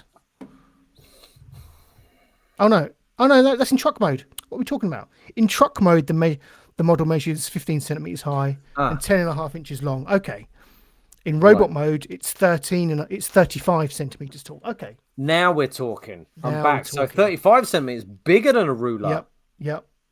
Slightly Okay. bigger than a ruler. Okay. Oh, I'm back in. But that's coming soon on 1st of June 2022. Oh, I hope they do more. I hope we get more Transformers. This could be the start of something magical. And you've ordered yours, have you, Stu? Not yet, no, but I probably should get in there pretty soon. Yeah, get that Patreon money in there, man. Come on, patrons, cough up. Get Optimus. Stew's Optimus. Optimus. I tell you what I saw a while ago on the YouTube was Go on. a transformer that actually transformed. You pressed a button and it Yes. did it. I think you may have even showed me it. That's incredible, isn't it? It's a robot. You know, you can get those like dog robots Yeah. that do things like at your command, but this was a transformer that actually transforms, and it's voice activated, so you can give it commands. I think if you say roll out, what Transformers roll out, I think the trigger word is Transformers, you know, as in Alexa or Hey Google. So if you say Transformers roll out, it will then kind of Yeah, made the noise and everything, didn't it? fantastic. Yeah, I do like a bit of 80s nostalgia. Oh yeah. And this really hits that for me. Yeah. There we go. Lego Optimus Prime finally announced and is coming June 1st for £149.99. I've been buying Lego for a while now, and in the past that would have seemed expensive, but now I've seen what Lego can cost. I think, you know. Indeed, and it holds its value, I think. You know, Yeah. if you look after it and keep all your bits and pieces. Absolutely. Yeah. That's why I keep telling my parents when I buy all this stuff behind me. I'm like, it holds its value. Don't worry. It's better than all the China crap you used to buy. The little potteries you'd put on the side that you just threw away or sold at boot sales for 50p. All the stuff I buy now, if I spend £100 on Max Rebo band from Return of the Jedi, that's not going to go out of £100. I'll get £99 back for that. Hey Jimmy, a question that's just popped into my head, and I don't think we ever had an update. How's the crypto investments going? Well, do you know what, Stu? They were going up. Were they? They were going up a lot. Yeah, they were going up a lot because that's what we had all heard was going to happen. But recently, they've fucking plummeted. They've absolutely plummeted. I don't know why. But yeah, they have plummeted. So anyone out there of cryptos, I'm sorry if I advised you to buy because they have plummeted. This goes out massively to my dad mostly. But stick in there, it will go back up. I suspected they'd go up with the war because the Russian money was worth shit. So I thought they'd all be buying cryptos, you know. But some things happen. They've taken a bit of a drop. So yeah, not amazing. Never mind, eh? Never mind. Right, let's get into the meat of this section. And I want to talk about... should we get yours out of the way and then talk about Doctor Strange, or what do you want to do? Do you want to talk about Heartstopper? Yeah, let me do mine, and then you can do Doctor mate. Strange. Yeah. Spoiler free, Stu. Spoiler free. Oh yes, so I won't spoil anything. I'll gloss over it. I'll give my thoughts and opinions, but I won't go into the plot or anything. And hopefully, when you see it, we can maybe get into the weeds a bit more with it. But yeah. Well, I'm happy to hear all of your opinions. Okay, and well, about, sure, yeah. and about the characters we know in it, and all of those things. But obviously, any extra characters that we don't know about or anything, hush hush. Will do. But Heartstopper, Jimmy, what is this? And did you enjoy it? Yes. Well, for me, the Week in Geek, or Twig, as it's known around the schoolyard, for this week, I have been watching a show called Heartstopper, which I think has been in the top 10 on the Netflix Yeah. What to Watch. Probably pushed more so, what with it being Pride Month this month. That's something we haven't mentioned, Stu. We probably should have changed our background to a lovely rainbow to celebrate Pride Month. Heartstopper is a young comedy drama on Netflix, half-an-hour episodes. Yep. I think me and the wife have watched maybe about 5 or 6, based on a graphic novel. My wife's got a graphic novel, and she was going to give it to me before I did this, but we forgot about it. What with the 100 children? It happens. Yes, but it's based on a graphic novel, and it is the story of Charlie, a young out gay lad at school. I think he's 15. He is in a relationship with a lad who's in a year above him who doesn't want anyone to know. He keeps it secret, but he's a little bit of a shit. And he has to, in class one day, sit next to the star of the rugby team, who is in the year above. And the star of the rugby team is very nice to Charlie. And he knows that he's gay. It doesn't matter. And they get on well, and their friendship blossoms. Yeah. Charlie has a friendship group around him, which consists of a chap called Tao, who is this tall Asian lad who is a bit annoyed that Charlie is spending a lot of time with the rugby players, because Charlie does join the rugby team to be closer to this new friend. And a friend, I can't remember his name, who doesn't say a lot, but he's quite wise. And then they've got a trans girl who's a friend of theirs, who has now gone to an all-girls school. So she was, I guess, biologically a boy when she was born and transitioned, and now she's at this all-girls school. And it's just them sort of navigating their lives and this sort of friendship / love story between Charlie and the lad in the rugby team. I can't remember his name. Ben, maybe? Might be Ben. And it's just a nice little story, really. It's nicely done. Some of the script is a bit weird, and I think that comes because it's based off of a graphic novel. Yeah. So if you didn't know it's based off a graphic novel, you might see bits and go, that looks a bit odd. That's a bit unrealistic. But if you know it's based off a graphic novel, you can go, okay, it's just this nice little story unraveling. Some very nice acting, nice script, nice, important story. We need stories of youth It's getting about together. representation, isn't it? Yeah, exactly. And not just there's the gay show and then here's all the straight show. It's like, keep them all coming, keep everything coming. It doesn't matter. And you watch what you watch, and you enjoy what you watch, and you can experience these things. And it's a lovely little show. They're really good actors. I recommend it to a lot of people, but some people, as I say, might just go, it's just a little like youth show.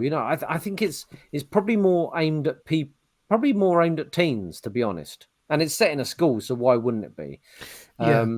I think older people might just go, it's just some kids falling in love, basically. I think it's interesting having that kind of narrative in that kind of setting. I think it's because kids are going through those kinds of difficult times, difficult periods in their life, and trying to find out who they are, and it's hard, isn't it? And having at least some kind of representation for them on Netflix, I think is quite a huge deal for them. Probably, a kid could log on to Netflix and see, this show, and it could really speak to them. So that's really, really important. Really important. Yeah, it covers a few things. Like, obviously, there's been more and more gay people in shows for years, which is fantastic, and quite often they are, gay people are painted in a positive light in shows, which is great.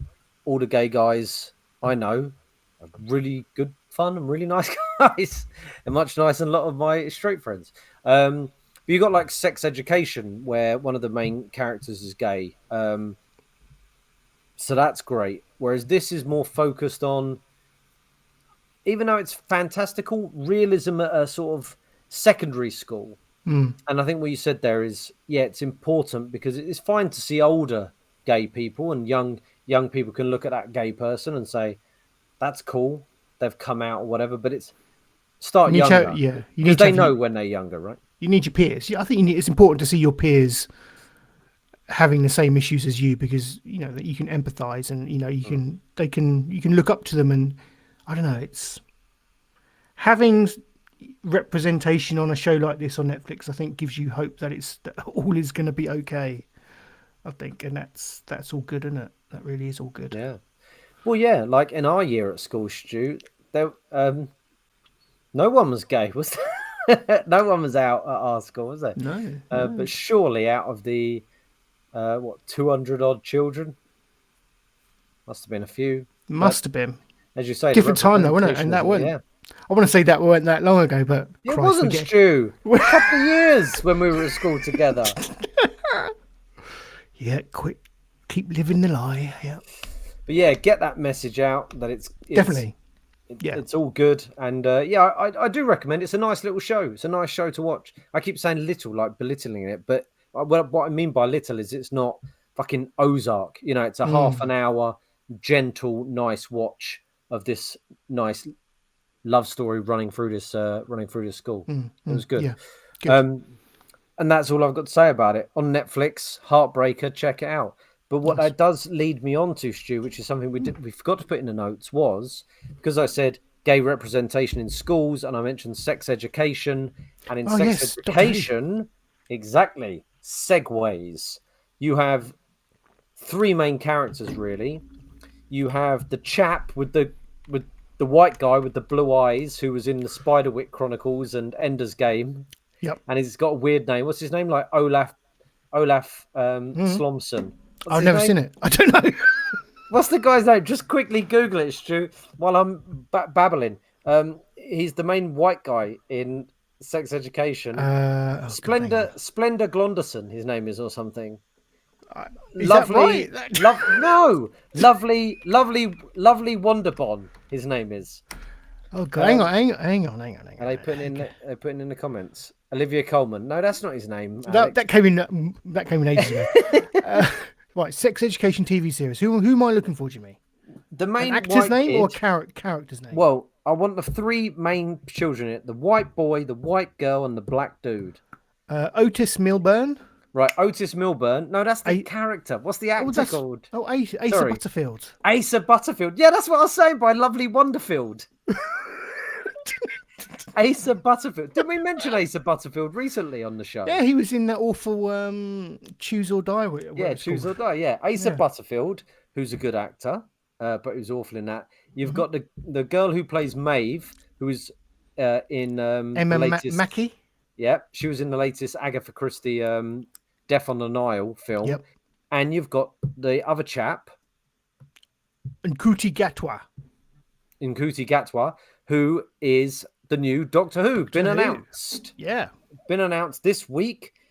I wasn't happy with the announcement, to be honest, Stu. It was very low key, wasn't it? Yeah. Why was it so low key? Jodie Whittaker got a 3-minute BBC announcing a new Doctor Who, and they did like a pan up, and it was a hooded figure, and it turned round. She took her hood off, and we were all massively disappointed.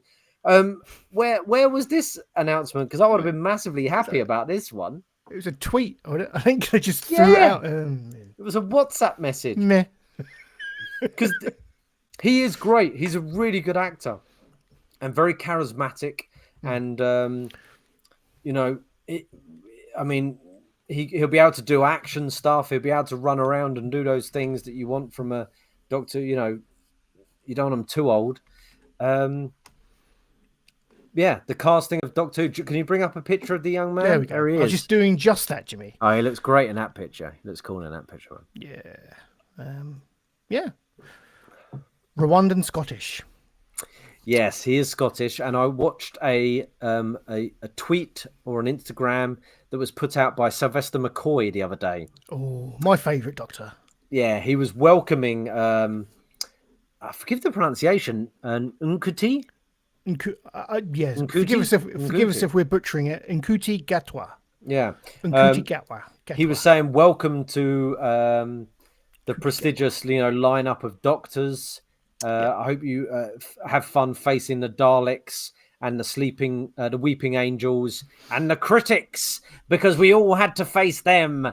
Like, it was a really nice message on TikTok, I think, by Sylvester McCoy. And he said, "And another Scot, which is wonderful." And then Nkuti did a little chat back, just saying thank you. And he had quite a Scottish accent, actually, which I hadn't heard in Sex Education. So that was nice, because I like, I'm half Scottish, so I love the Scots. Are you a big Whovian? I really loved Tennant and Smith, and I really enjoyed Capaldi, and I loved the lore of Doctor Who. Ooh.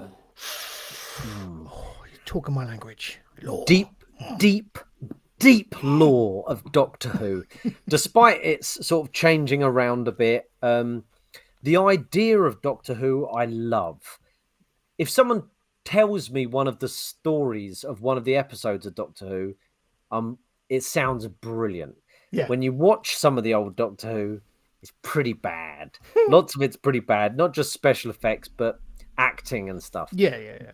But I have gone back and watched some of the more iconic ones, some of the Tom Baker stuff, especially when he's on Skaro with the Daleks. I love the Daleks. I love Davros.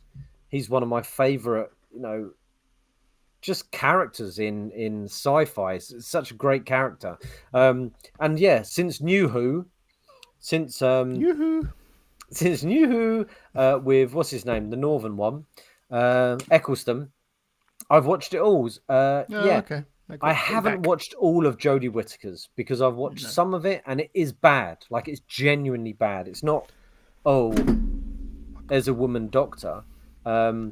It's, oh my God, this is genuinely bad. She's got nothing to work with.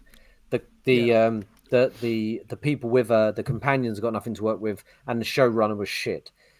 So that was a massive shame. So I'm very excited to get Russell T Davies back, who did like Tennant and Smith those years, and bring in Nkuti back.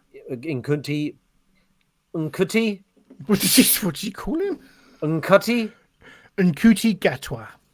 Gee, I'm going to call him Mr. Gatwa, because I don't know the correct pronunciation. No, and again, apologies if we are butchering it. But, absolutely. But him as an actor, brilliant. I'm excited about it. Exciting times. Good. He's good. That's what you want, isn't it? A good, charismatic actor. Yes. Don't care if they're, what race or creed or,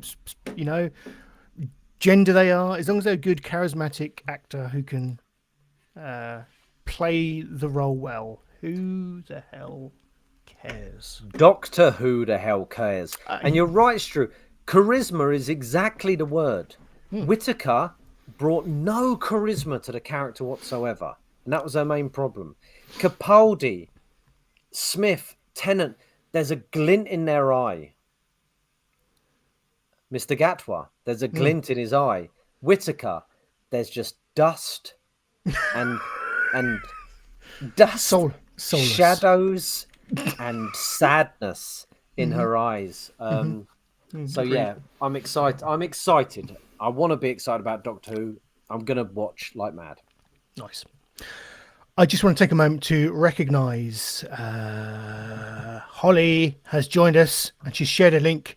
I will reveal the link shortly. She has put it in the chat, so she has spoiled it. But hello, Holly. Welcome as always.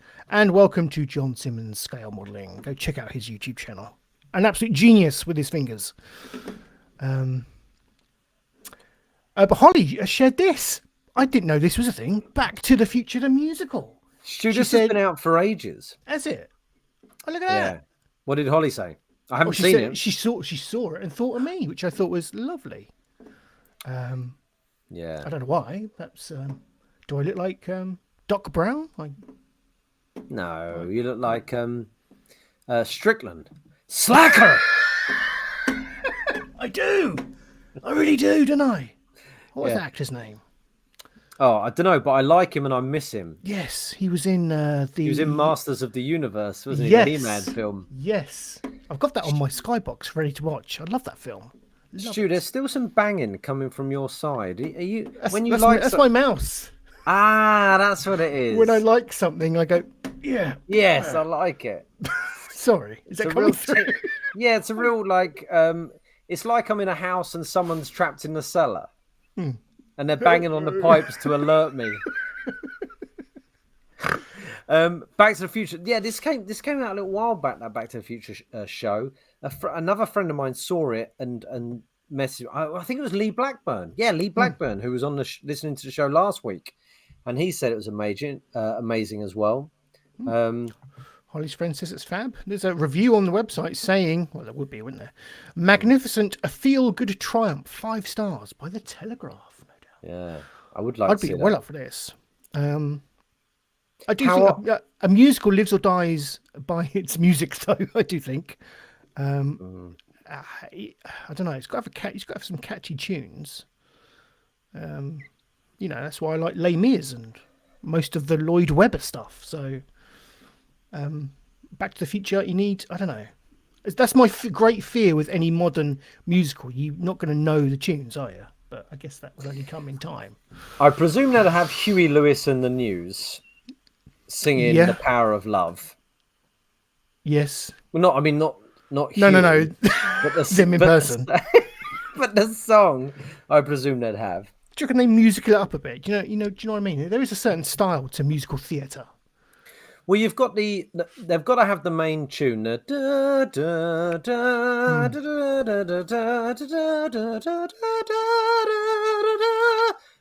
I imagine with some lyrics over it. Yeah. Marty McFly hangs out with an old man. It's not that weird, but it is. Something like that. That's brilliant. Yeah, I like it. You can tell I went to drama school. You can. Right. Let's talk about Doctor Strange and the Multiverse of Madness. I will go. No spoilers from me. If I inadvertently do spoil, no, I won't. I will think before I speak. I should apply the filter. So I went to the cinema this afternoon. Technically, who did you go with? I went with Amanda. I've taken a day off work. It's a sad state of affairs. You have to take a day off work to go to the cinema, to be able to go to the cinema without your child in tow. Because we do the Marvel films with Benjamin, but I was a bit wary of this with Sam Raimi being the director and just some of the darkness of the trailers and a lot of the publicity material and kind of, we was erring on the side of caution, so we thought we'd go just ourselves, and I'm glad we did, to be perfectly honest with you, because it's very dark. It is a very, I'll say this first, it's a very Sam Raimi film. It's very he has a fingerprint, doesn't he, to his filmmaking. A lot of his direction, even the look, even down to the look of New York, how he painted that palette, very, very reminiscent of his Spider-Man films. Really? Almost, very like autumnal in the colouring of New York. You could tell it almost looked like it was set in the same universe. Wonderful. Yeah, so there really is a nice palette. I don't sound too poncy, but there's very, very much a Sam Raimi palette to the whole thing, and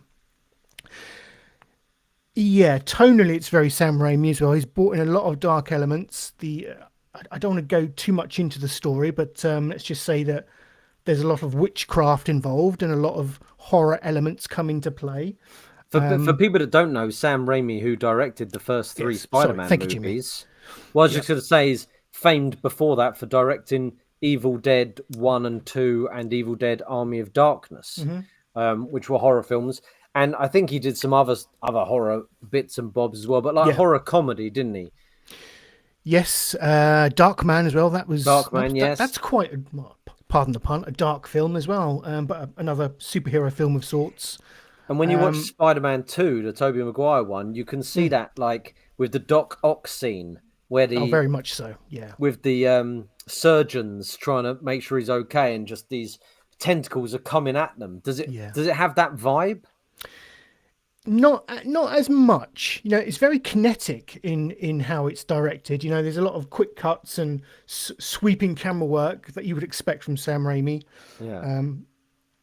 But there's no like first person tracking shot through the woods, or first person kind of like tentacle shots. And I think Right. I'm not sure there's any real first person stuff. There might be one scene, but it is a little bit kind of scaled back in some of his absurd shot making decisions in there. But yeah, so look, that's the first point I would like to put across. If you're a fan of Sam Raimi stuff, then it's very much a film with his fingerprints all over it. Very dark film for a Marvel film. Anyway, there's some scenes and there's some jump scares. There's some Is there? yeah, and it's not graphic, but it pushes that. I think it pushes that 12A. There's a lot of injury detail. I think it puts it in the the BBFC certificate. There is a lot of that. Quite bloody. Yeah, but it does really kind of veer into that fantastical witchcrafty side of the narrative. So if you go into it expecting that kind of stuff, then you won't be too surprised by what it gives you. But yeah, so I mean, in terms of whether I liked it or not, I think I did. Right. I think I did. I'm still making up my mind, because for all the great, I mean, I love Sam Raimi. For all the great Sam Raimi touches that are in there, I also loved that it kind of veered into that horror stuff. It's very, Marvel films can be very cookie cutter, can't they? And I think a lot of the best Marvel films have been the ones that, slip into like the genre tropes, whether it's the Winter Soldier, where it's almost like a spy thriller, isn't it? Yeah. And this is almost considered. I think you could view it as a horror film almost. Well, there was talk originally that it was going to be a horror, wasn't there? When they first announced it, I think they said it was going to be. I think they said it was going to be R-rated. Was the original, or it was going to be a horror, or the first scary Marvel film? Yeah, and it is that. It's not, doesn't go as hard to earn an R rating, but it certainly does push the 12A. I think I wouldn't want Benjamin to see it as the upshot of this. I don't think he's ready to watch this at all, and he's 5, so I wouldn't like to say when I think he could watch it, but certainly at the moment. Next week. Certainly at the moment, I think it's too much for a little lad like that, which is a shame, really, because there's now going to be a bit of a hole when you're doing the whole MCU playback that people tend to do. That if you're doing it with a young kid, if they're not ready for it, then there's going to be a hole. Because is it linked? Very much to WandaVision. Yeah. I would say not so much What If. I thought it would be, but I don't think you need to see that, really. Yeah. I mean, I think you can go in having not watched What If, to be honest. I mean, there's a few elements in there that kind of reference What If, but I won't. What about moving forward, though? Is there stuff where you go, we need to see that to understand where we're going? Phase 4, phase 5? I think we're on 4, aren't we? But this is my issue, Jimmy. We spoke about this with Ghostbusters Afterlife, and you brought up a very good point, and I almost conceded to you. Yes, I can see your point with it. It's one of those films where a lot happens, but nothing ultimately changes. I think. Yeah. Like you said in Ghostbusters Afterlife, there's characters that do things. They go on a journey. They kind of interact with things, but if you look at the start of the film and the end of the film, yes. Certain characters have changed a little bit, but nothing like MCU wise has changed a great deal at all, to be honest with you. Yeah. There's no major advancements in any grand storyline. In fact, I'm thinking, I get the impression they don't really know what they're doing. What's coming? Well, exactly.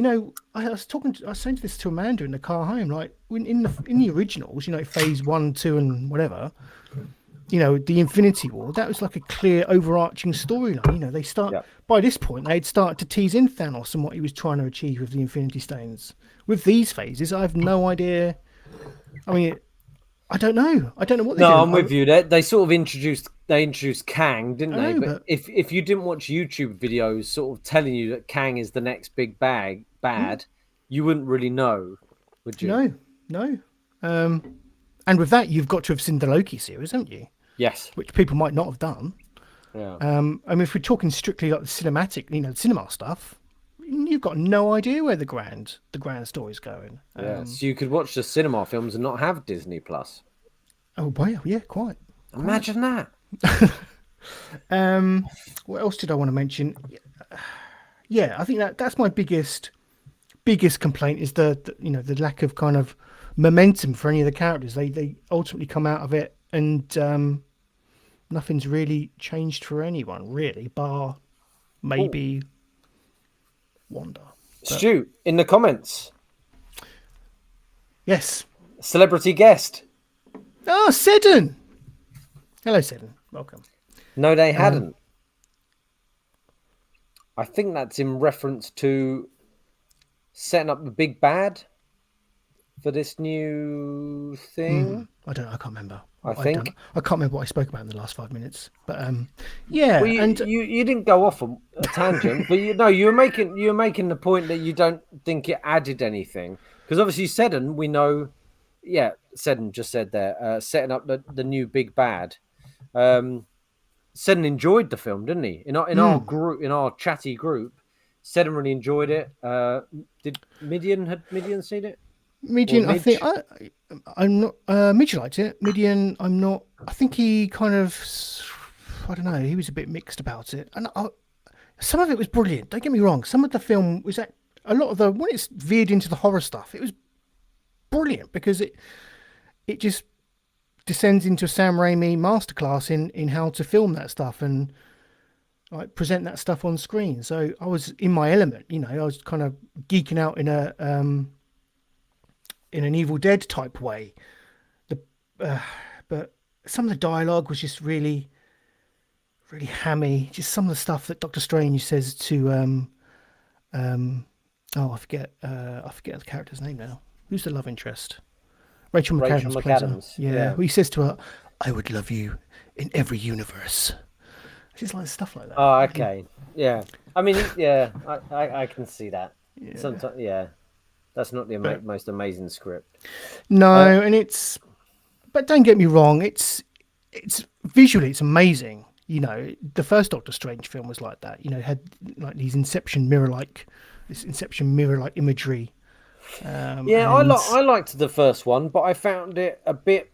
I liked Cumberbatch massively, but I think I preferred him in the other films he popped up in than in that film because it felt like he got his powers really quickly, and it felt like the story was a bit weird and the villain was a bit weak, and yeah, I didn't find it amazing story-wise. The first one, Seddon just put in the group there. You only see Thanos in cameo in Avengers, which is 5+ movies in, which is true.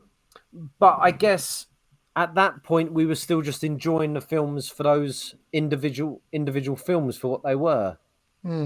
And you were like, you didn't really know they were all building up.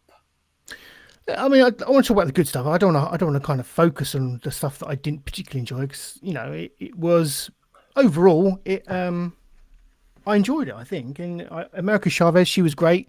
Good introduction of her as a character. Who does she play? America Chavez is the character. Oh, I thought that was the character. It was the actress's name. No, it's the character. So she's kind of like the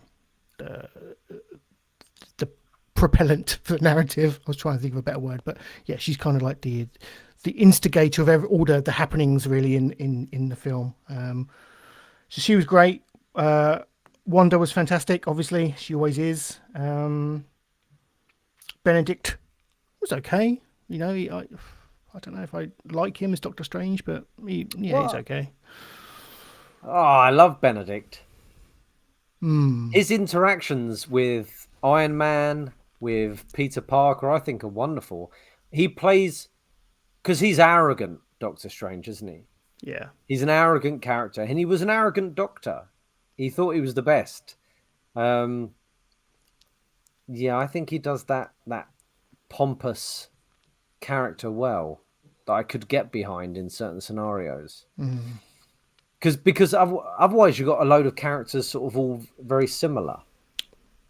But I'm very excited about seeing it. I'm going to go and see it next Wednesday. Good. I shouldn't tell people where I'm going to see it because I'm going to get bloody flooded Mobbed by fans. Yeah, but mobbed. I'm going to see it next Wednesday. I'd like to see it again. I think I'd like to see it again. Where would you rate it? Because obviously Seddon put it in his top 5. Top 5 Marvel movies, that is, not top 5 films of all time. I honestly, I don't know. I think I need to digest it a bit more. I mean, if we're talking erect stiffies, I think I'd probably go with like Why not? Talking erect penises, go for it. Is it a 3 or 4? I'll go 4 because when it shines, it really does shine. Yeah, I don't want to be too unfair to it, but a 4 I think is a fair score. 3.5, 4, 3.5, 3, 4. Where would you put it next to the Spider-Man, the latest Spider-Man movie? Because you loved that, didn't you? I did. Did you love it for the story or the nostalgic pops? Because I loved it for the nostalgic pops. I loved it for that. But I could see sort of some issues with it in terms of storyline and things. Do you know what? I think they're quite similar in quality, actually. I think they both try to be a bit too fan servicey. Really? Yeah, but in different ways, obviously. Spider-Man, you got the multiple Spider-Man in that. Spoilers, by the way. This does different things, but I think the cameos fell a bit flat for me. I thought some of them were really, really, really bad. I'm interested to know what you think of the cameos. I'm excited by the cameos. There's cameos, Stu. I love Marvel cameos. Yeah, and what they do with those cameos as well. I don't know. I'd like to see it again, maybe to formulate a further opinion. But I'm interested how this will sit with me, like in a year's time, or when you go and do the rerun of your Marvel films. See quite where it ranks amongst the others. Would you go and see it again in the cinema? Not in the cinema, no. I don't think so. You're not going to pay again. No, well, unless it's Disney Plus, but yeah, I wouldn't pay. I was going to say go on Wednesday with me, but if you're going to wait, thank you. Yeah, I'll wait. But it's there you go. There we go. It's hard to talk about, obviously, without ruining it. Because there's specific spoilery things that kind of make me not like it. Oh yeah, and I'm sorry really about that. But I didn't not like it. That really there's certain spoilery things that really disappointed me. But yeah. I'm sorry, Stu. Like as I said, my choice was watch it this week. Watch it this week on last Wednesday, right choice. Or get drunk with my mum and dad. And I thought, my mum and dad have probably got a good 6 to 12 months left in them in life. Right? And that's going to be out for a while. So I did it. Go with the family. It's always the best choice, isn't it? You know? Definitely. I think so. Is that everything? Oh, are we doing your Fox story now? Or... that's the Week in Geek done, isn't it? That's the Week in Geek. I think we should go on to... let's save that to an end finally, the Foxes, because I told people to stay tuned for the I like Fox, it. And stay tuned because there is pictures coming that will really get you on my side about how awful Foxes are, and not on Stu's side. And from my recollection, Lacey and Seddon were fans of Foxes as well. So they were fantastic. What, Foxes? Or Lacey and Seddon? All of them. Both. Well, all of you. Yeah, all of you thought that Foxes were lovely. And I would tell you every week that they were awful. And now I have controversial proof that they are evil. Stay tuned to the end of the show. Love it. Before that, we have to carry on with our very scientific experiment to see whether the past can make us laugh. Can the past make us laugh? Absolutely terrifying. You still haven't contacted DRB to make that more jovial, have you? It's growing on me. Oh, is it's it? growing on me. Okay, go. Keep it. But bring back You're the Weekend Geek with the Dalek. I still need to find it amongst my folders, but if I can, I will. We'll go on, Stu. Let's crack on with Can the Past Still Make Us Yes. Laugh? Shall I carry on? Well, what have you got for us, Jimmy? Well, I was trawling through the vaults of Auntie as per usual, and again, I'm still looking for something from On the Buses or Hale and Pace, and going back to Rock's thing about meeting Hale and Pace. I wish I had a Hale and Pace sketch for us to watch, but I just couldn't bring myself to put one up. So this week I've gone with the Michael Crawford sensation, Some Mothers Do Have 'Em, where he played the character Frank Spencer. Now, I only watched the start of this sketch, and it made me laugh a little bit. And I went, "Do you know what? I'm going to stop, and I'm going to react, and I'm going to watch it live with Stu." So this is Frank Spencer at Christmas. Interestingly enough, when I did this, I was with my cousin, the real Matthew Early, who is an actor. And we were talking about Joe Pasquale at the time because my cousin Matthew was in a sitcom called Coming of Age with Joe Pasquale's son. And he was saying that Joe Pasquale, before COVID, was doing a live tour where he was playing Frank Spencer. They're just, well, I don't know how long it went on for because of COVID, but they're just about to bring that up and get it going again. Well, it's going again, Stu. Ooh, Betty, indeed. Check it out, Joe Pasquale, somewhere coming near you, playing Frank Spencer. But this is the original Frank Spencer, Michael Crawford. There is no other. And I haven't seen a sketch, but already, I mean, look at that. It's amazing. I'm excited. The trousers alone make me wince. Ooh. Right, okay. This is Some Others Do Have 'Em. Back soon. The repairman said it was going to be a big job. Well, it usually is. Well, it's going to be back for Christmas. I'm banking on it. Jessica wants to see the Queen. She's never seen a Queen before. There we are. It's all ready now for the tree. Well, you said you were going to get it today. Yes. I left it outside. Well, bring it in. Well, I'm a bit tired now. Why don't we do it all tomorrow? Well, I only want to see it, Frank. All right. I'm glad you decided to get a nice big one, because Mum sent the fairy lights today. Do you think there'll be enough? I think so, yes. Bring it in, Frank.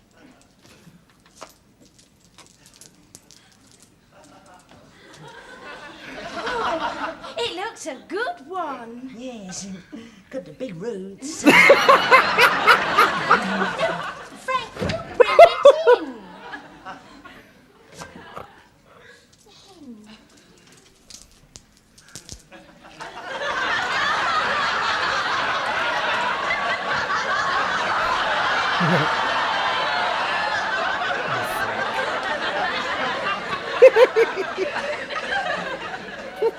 Where's the other half? Calais. Calais? That's where the lorry was going. Lorry. It was one of those juggery nuts, Becky. I'm very lucky to be here. It nearly hit me. What are you talking about? I was helping this old lady with a bad leg. Was she the one driving the lorry? There's no need to be sarcastic. Well, I mean, what do you expect, Frank? I am doing my best to make it a nice, happy Christmas for us and our Chinese lanterns on the roof and our Christmas trees in Calais. It wasn't my fault. There was this old lady. I tried to help her across the road because she had a bad leg. And then this big lorry came by and took half me tree with it. Look. It's not too bad. There's still plenty of life there. Look all right when you got all the lights on it. When we get all the lights on it, we won't be able to see it, will we? I mean, it's the same. Everything that you bring into this house, it's the same week after week. Everything you bring in is either torn, twisted, or topless. Remember what my mother always used to say when she got worried? Frank, I'm tired, I'm fed up, and I'm going to bed. No.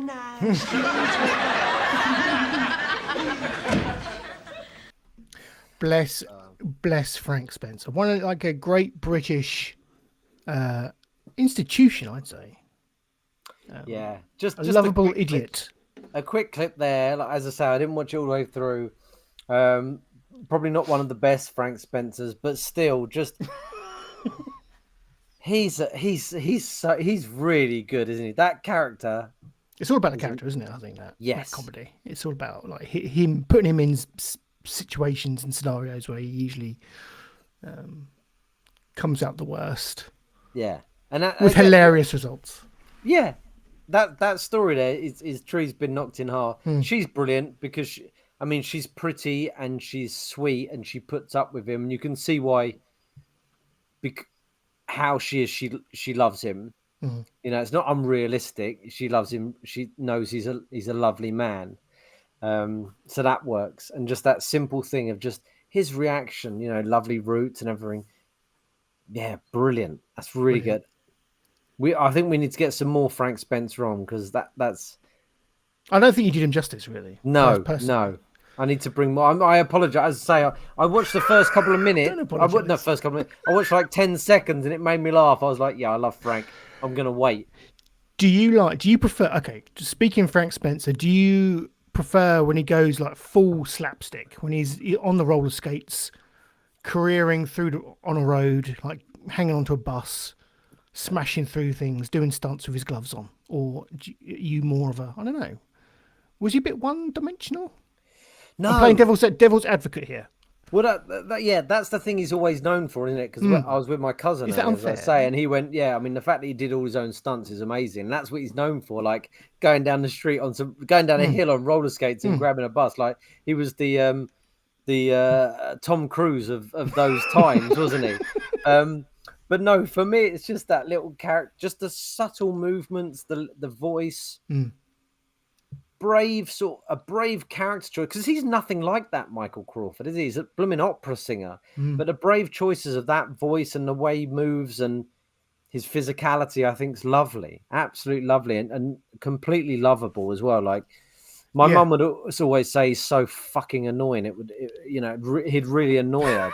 But quote, there's much quite more direct quote from your mum. Yeah, that mad. I toned it down, if anything. But there's a lot more annoying people. I think he's just genuinely very sweet and just doing his best. He's always doing his best, isn't he? Yeah, I think that's why he's so relatable, because he is just trying to do what's best for his family in a lot of the scenarios that he puts himself in. Wherever he's trying to better himself with. Doesn't he John RAF at some point? I'm sure he does, doesn't he? I think so, yeah. Or tries, at least. He tries to join the RAF. You know, he's always looking after his wife and his child. But he always gets himself into these scenarios. But he's a trier, like you say. And that makes him terribly endearing. But I think you're right. It's this show, I think, is at its best when it's just Michael Crawford being Frank and putting that performance on. It's and not as good when he's going for the big stunt laughs, if you like. Yeah, I'm saying it's just nice. Like, it's not. He's got a wife who stands by him, who's clearly smarter than he is, and clearly a better. But she's sticking by her man, and he's doing his best, and they're getting ripped to shit by her parents and everyone around them. But they're just trying to get by in life, which I think we're all just trying to do with everyone. When everyone else is trying to rip you down because they're miserable in their own lives. One thing that always sort of weirded me out was the fact that he does have a daughter. You know, like, imagine that. Imagine that sex. Because I can imagine having sex with Betty. I can do that now. She is lovely. But imagine Frank just on top, rutting away, going, ooh. Oh, you know, Jesus, imagine him doing it. You could think they've had sex once and it was probably by accident. Yeah, he just fell in on his roller skates. Yeah, there's a deleted scene where it happens. Oh, he goes in, right. One pump done. Oh, Betty. Oh, Frank. You are a great British institution, Frank Spencer. Gone but not forgotten. Who? Michael Crawford. Is he dead? I'll tell you what I don't Michael know. Crawford did do. I'll tell you this. My friend Rob, who was in that play we were talking about earlier in Lebet with David Hyde Pierce, he was in a show called West Side Story, which was the musical on the West End version of the film starring, I want to say Frank Sinatra, but I don't think it was Frank Sinatra, but it was like West Side Story. That's not From Here to Eternity. Sorry, From Here to Eternity. Again, I want to say Frank Sinatra, but it's From Here to Eternity. It's filmed from the past, and they did a stage show, and it starred my friend Rob and my friend Siobhan, who are now together, and Darius. Do you remember Darius? I do. Hit me, baby. Now we're talking. Mention Darius, and I'm there. Yeah, he was in it as well. Tim Rice wrote the songs. It was a big fucking show, and I mean, Rob and Siobhan stole the show, but Rob sung an incredible song, and you can listen to it on YouTube. Really good. But Michael Crawford did a version of it. And if you ever try and get Alexa to play Rob's version, all it plays is Michael Crawford's. It's really annoying. Right. No, because Rob shits on Crawford's, and it's really annoying. But Alexa will only play Michael Crawford's version. But if you go on YouTube, it'll be in the. I'll post it in the comments below. Rob's version, because it is brilliant, wonderful. So fuck Michael Crawford. It's the Great Conspiracy. Go fuck yourself, Frank Spencer. Oh, do you know what? It was Michael Ball.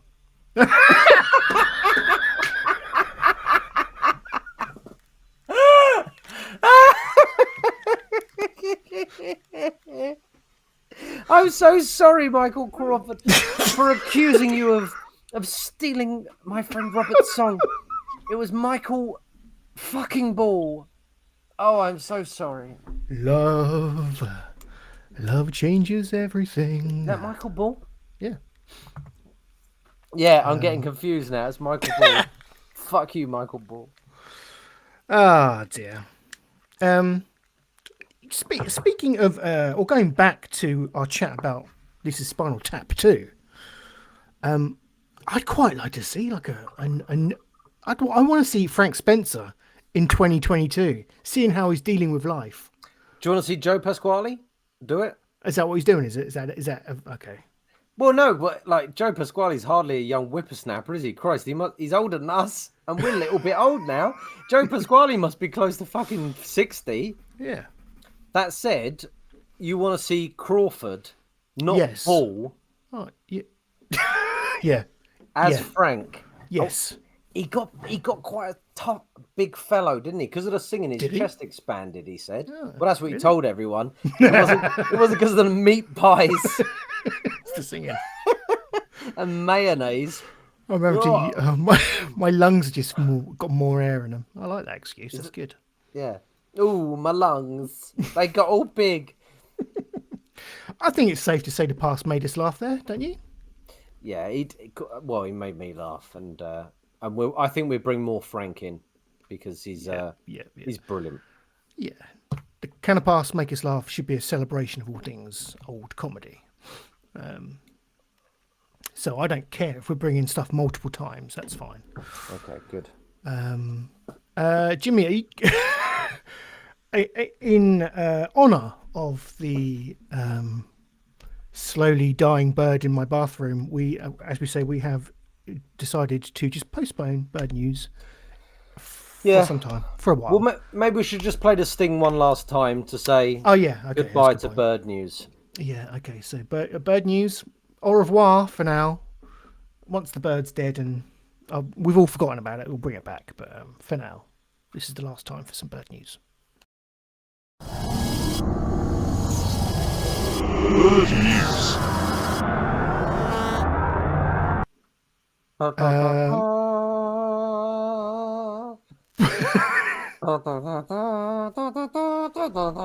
Yeah, it's gone.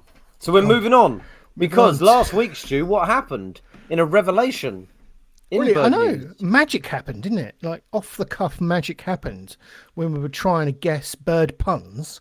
Yes. Descended into us trying to guess the answers from bird pun jokes. Yeah. It's So we really thought we'd good. Advanced the concept somewhat. And Stu, I thought it was really good. I thought it was a really good bit. And I It was think fun. it found his feet as it went on. And do you know what? When I went into my office on Monday, I went, that was the best bit. I'm going to find this next bit for us to do and find more jokes. And our friend who never listens to the show because he's an absolute asshole, Carl Hill. Do you remember Carl Hill? I do remember Carl, yeah. I mean, he's a good friend. I like him a lot. But I said, did you catch the show on Friday? Because I always ask everyone that, and I know they haven't. I went, it was a belter. And he went, I checked in for a minute, and I just heard you telling bird jokes. And I was like, that's not really good, is it? I went, you fuck. It counts as a view. That's all I care about. Good point. It was there for 30 seconds. It was, yeah. And I said, I've just put the new bit in. So screw him, Stu, because I think guessing joke punchlines is wonderful. And It was great fun. we need a sting, Stu, because we haven't got a sting. We don't. But earlier on, Stu, me and you recorded one, didn't we? Are we doing this, are we? Okay. Yeah. We recorded a sting, and here it is.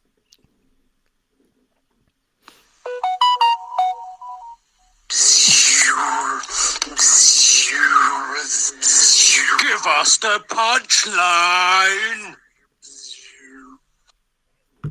Is that what it's called? Give us the punchline. Yeah, I think that's Yes. good. Give us the punchline. Well, we've called it Guess the Punchline on the notes. Oh, have we? Oh, Yeah. well, we fucked that up, didn't we?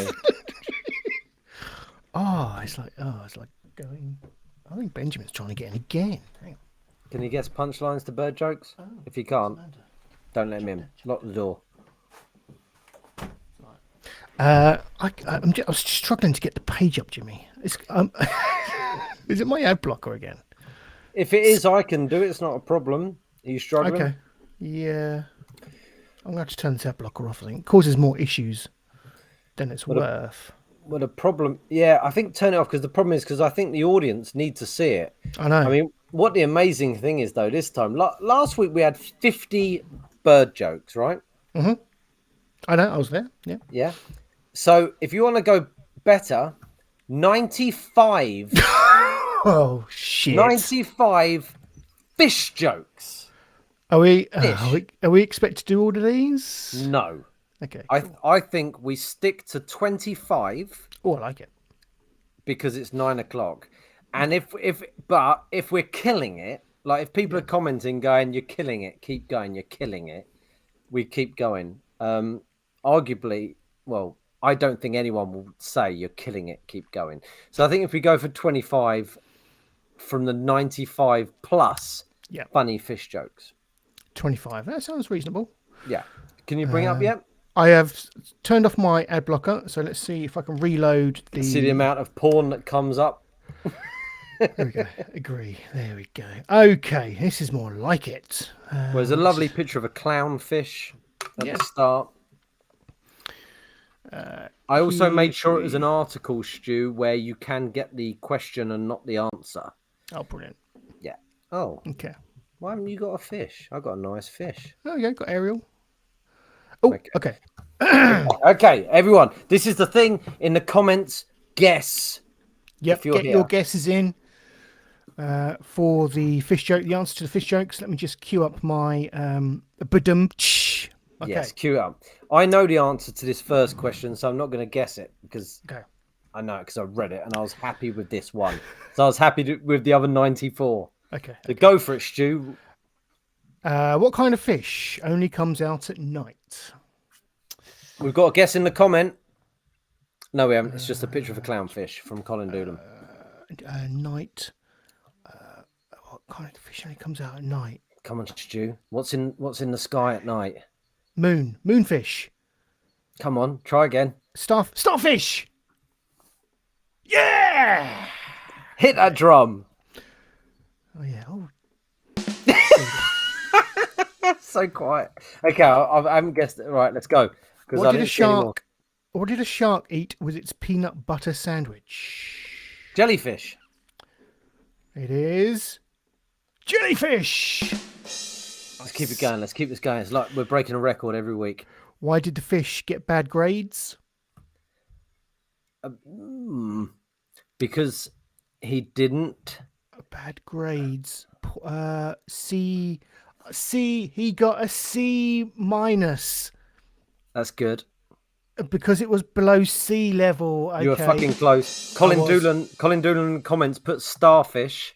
Okay, Oh, well you done, beat Colin. me. And then he put school of fish. School So of he fish. was thinking out loud in the comments there. Mhm, I'm mhm. going to keep his comments up because Colin loves this stuff. Yeah.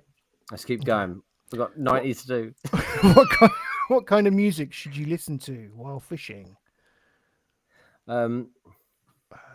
Bark.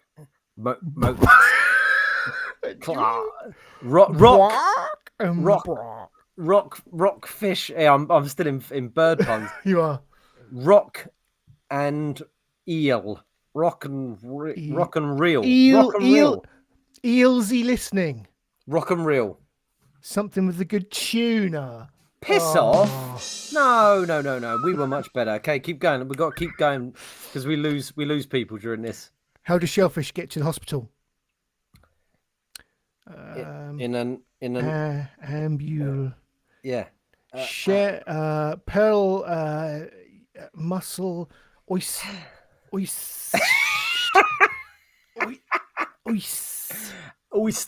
Ambulance. ambulance. I don't know. Clambulance. That's not bad. That's not we were bad, close. is it? We were Yeah, close. that's good as well. I like it. I mean, they went in front of the ambulance. Okay, What did the shark say after eating a clownfish? that's giving me a funny tummy. I've just thought of that. That's giving me a funny tummy. It tasted a bit funny. Well done. Okay, I'm there. I was there or thereabouts. What do whales have for dinner? Hump. Hump. Chicken. Blowhole. Toad in the blow. Blowed in the hole. Fishing ships. They catfish and ships. They eat fish and chips. Actually, no, that deserves a. Oh, fuck off! A whale doesn't eat a ship. Don't lie. What does every fisherman want? A friend. Yes. A gill friend. Ah. Do they? That's disgusting. That's being rather presumptuous, isn't it? Yeah. You know, they might want boyfriends. What do you call a fish with two legs? A walk. No, that's a fly without wings. A fish with two A mermaid. legs. Yeah. A toonie fish. What? Is that supposed to be a tuna?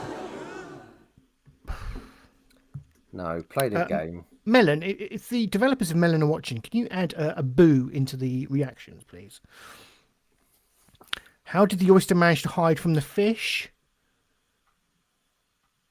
Oyster. It went into its shell.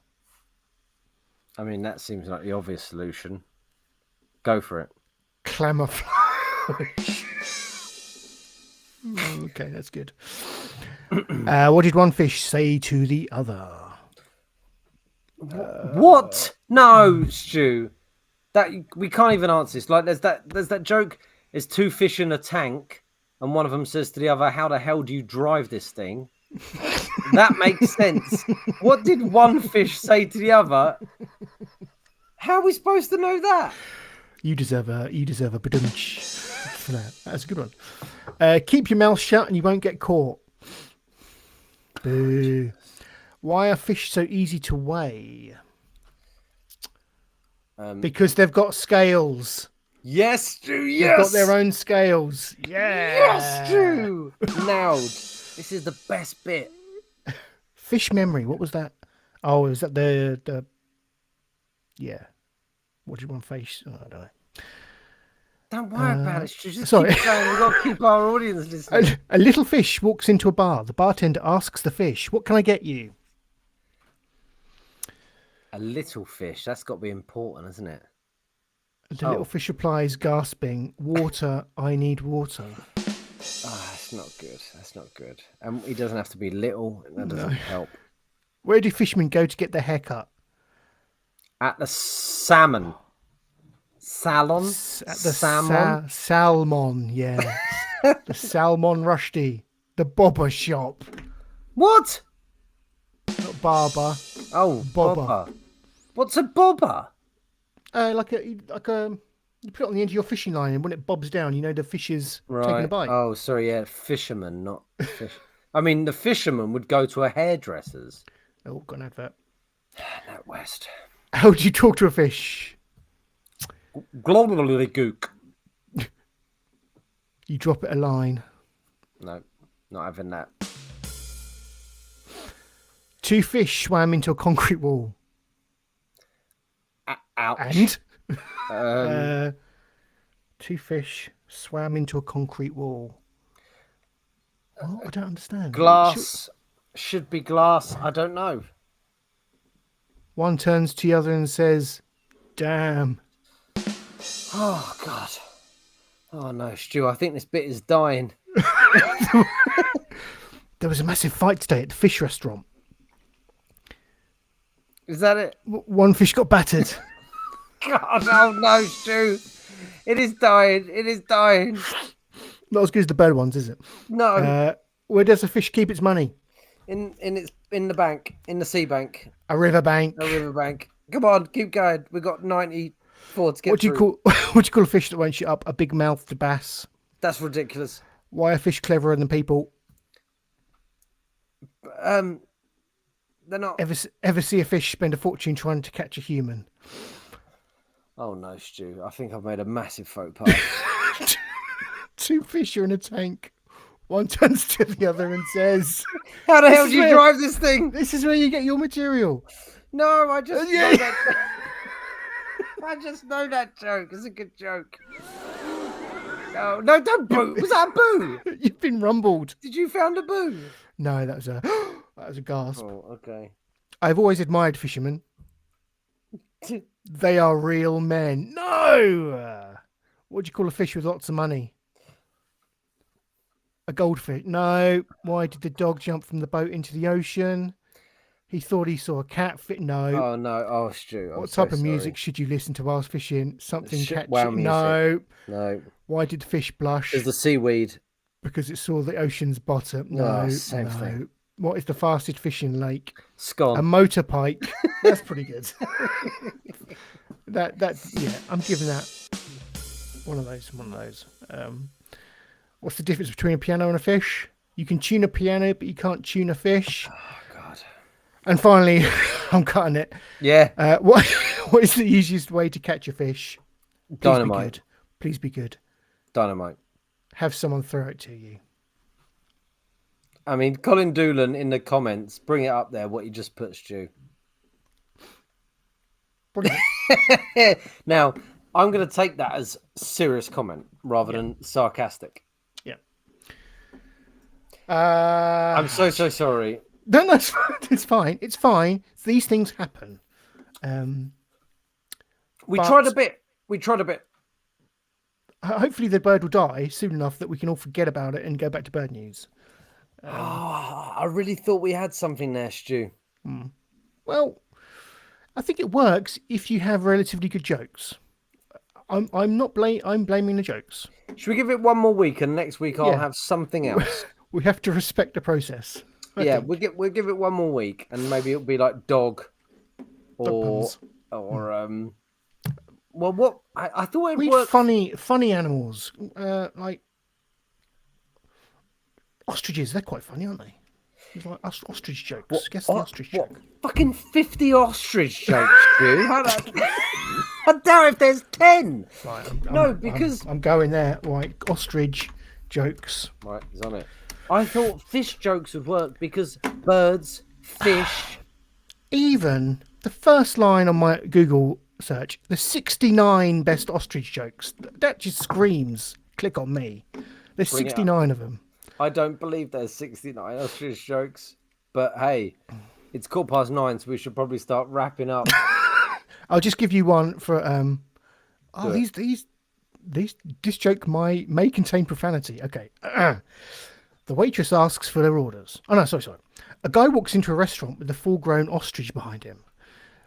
The waitress asks for their orders. The guy says a hamburger, fries, and a Coke, and turns to the ostrich. What's yours? I'll have the same, says the ostrich. A short time later, the waitress returns with the order.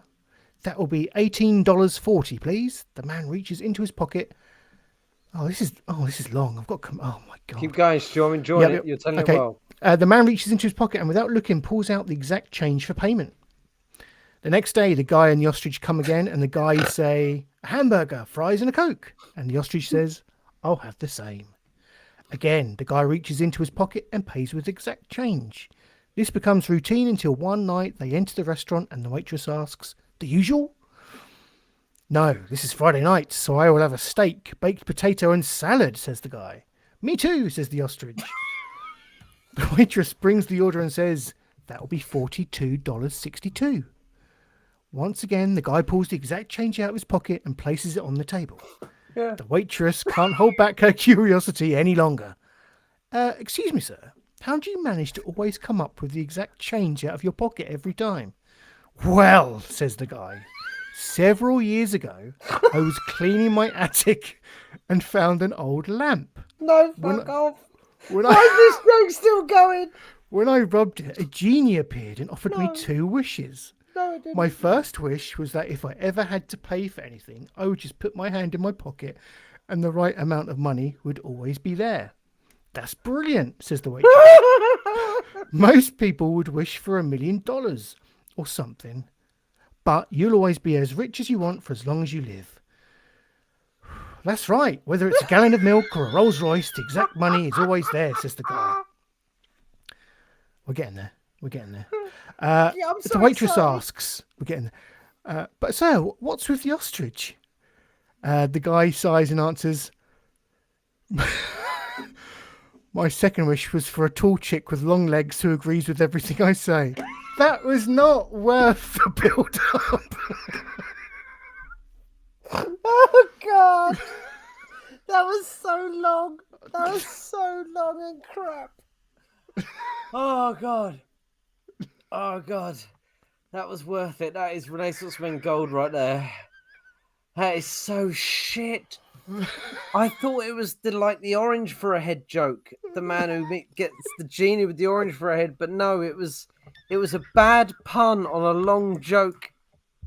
It was so bad. You could have done the same joke. It's like the family fortunes, you know. Can you name a long-necked bird? And so and the guy says Naomi Campbell. Is that real? Yeah, that is real. Oh, that really happened. That's bird news, Stu. Why have you never brought that to the table? Oh dear. Oh, God. She has got a long neck. That was bird news, ladies and gentlemen. That was. Yeah. I was continuing to read, and they don't improve in quality. Well, I'm not surprised. Ostrich jokes. There is another one. Let's go. Oh no, that's the same joke, but just more lewd. No. Is it the aristocrats, but involving us? No. Again, it's got a long-legged bird, but it's essentially the same joke. But there's a whiskey. Stu. There's an ostrich and a cat. Anyway, Colin Doolan is loving this. So if you haven't got anything good, I suggest we move on. Let's move on. Right, and finally, Jimmy, you've brought the Anne Finey story for us. Thank you for that. I did. Well, I say thank you if it's the same quality as the bloody fish jokes. No. Last week's And Finally was amazing. Do you remember? It was about the woman who was alive in the coffin. Oh, yeah. And the only issue was I didn't... badly Yeah, I didn't read to the end of the story and she ultimately died. So that was the sad thing. But the story in essence was good. Oh, yeah. A woman marries her cat to get around pet-hating landlords. Yeah, I thought this was good. Let's hear it, Stu. I haven't read the whole story, but... Oh, God. Did she die in the end? Yes. The cat eats her. A woman has married her cat to stop heartless landlords forcing her to give her up. Deborah Hodge, 49, has already rehomed 3 animals over the years by landlords who don't want pets in their properties. But she's now terrified of being made to part with her precious cat, India, after losing her job as a life coach last month. If she can't pay... Whoa. Who lost their job as a life coach? The cat or the woman? The woman. How do you lose a job as a life coach? Because a life coach is an unqualified job. Like, yeah, you can go to a seminar and get a certificate, and then you start telling people I don't know if you've got to that bit in Peep Show yet. Yeah. Jeremy becomes a life coach. Exactly. Of course you have, because our friend Tim Downey was in it. So how do you lose your job as a life coach? And also, aren't you predominantly self-employed? Yes. You just tell people that you're a life coach, and they go, okay, what do I do with my life? I lost my job as a life coach. That means she's given up on herself. Mm-hmm. Well, it's caused her some problems because she can't pay her next rent payment. She may be evicted and will once again have to go through the trouble of finding a pet-friendly landlord. That's when the mum of 2 got the idea that if they were married, it would show any future landlord just how important it is for them to stay together. Yeah, that's how this will go. Yeah, exactly. What an idea. I've lost my job. I'm going to get kicked out my house. What's the next logical step? I'm going to marry that fucking cat. Decked out in a tuxedo, Deborah tied the knot with India at a civil ceremony presided over by her legally ordained friend. The 5-year-old cat was draped in gold lame? Yeah. What is that? Do we know what that is? No. For the big day, and meowed. In the context of the story, that's not the point to focus on, is it, really? She meowed her vows. No, she didn't. In front of Deborah's family. And friend himself. This is London. Oh, what? This isn't America. No. This is London. Oh my god. Yeah. Deborah, an unemployed mum from Sidcup, said, "She is fundamentally the most important thing in my life after my children. Yeah. By marrying India, I need any future landlords to know that we come as a package, and we cannot be separated under any circumstances, as she is important to me. She is as important to me as the children. Thanks, Mum. I refuse to be parted with her. I'd rather live on the streets than be without her." While living in a previous property, Deborah was forced to give up her 2 huskies, Syria and Starshine, when a landlord threatened her with eviction. Oh God! Look at this. That's sad. Look at that cat. Poor cat. You're a cat man as well, aren't you? I am. Look, that's just are you married to your cat? No, not in the traditional sense.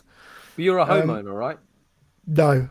Oh, you're a renter. Well, you're a renter. You better marry your fucking cat, Stu. That's what I'm thinking. It is what I'm thinking. After moving to a current home 5 years ago, her landlord ordered her to give up Jamal the cat or be evicted. Yeah. So she's married a cat. Married her cat. I enjoyed all of that story, Stu. All I read was the opening and thought that's going to be entertaining news. Yeah. Good pick. I don't think she has legally married her cat. I don't think a landlord could be taken to court over it. I don't get her ploy. No. If anything, if someone came to me and said they're married to the cat, it makes me less likely to want to have them renting from me because they're clearly a bit mental. Yes, Stu. So you're the landlord. You're there. You're like, "Hello, come in. I'm the landlord. I'm Stu." And she comes in and she's holding the cat's hand. And you go, "No cats." And she goes, "No, this is my husband or wife or whatever she wants to call it." And you go, "I don't think you're going to be able to pay the rent." Oh, you're going to go fine. And you go, who earns the money out of this couple? She goes, "Well, I've just been recently made unemployed as a life coach. By myself." Well, yeah, I fired myself. What does the cat do? Mouse catcher, rat catcher. Yeah, meow. Oh, meow. Okay, big bucks, huh? Meow. Are you self-employed or fully employed? Meow, meow. Yeah, people do the strangest things. The darndest thing. That darn cat. I don't think she thought that plan through. No, it's not the best plan, is it? Right, that is it for the show. Thank you for joining us, one and all. Oh, go on. We haven't done Miami finally. Oh, shit. Fox News. Fox News. Let's go out with a bang. Stu, you shouting "oh shit" is the right thing to shout at that point. Holy shit! And let me just prefix that. I mean, we've gone on. I'm so sorry because we did say we'd finish at 9. It's nearly 9:30, so I apologise to everyone. But we said we'd talk about it. Everyone in the past, like I've been working on this show, for about a year, right? Mm-hmm. It's been a while. And there's always foxes in my garden driving me nuts. And everyone said, and Stu, everyone's like, foxes, Lacey, foxes are lovely. Mm-hmm. I had a fox enter my garden the other day, and I accidentally left a bin bag out.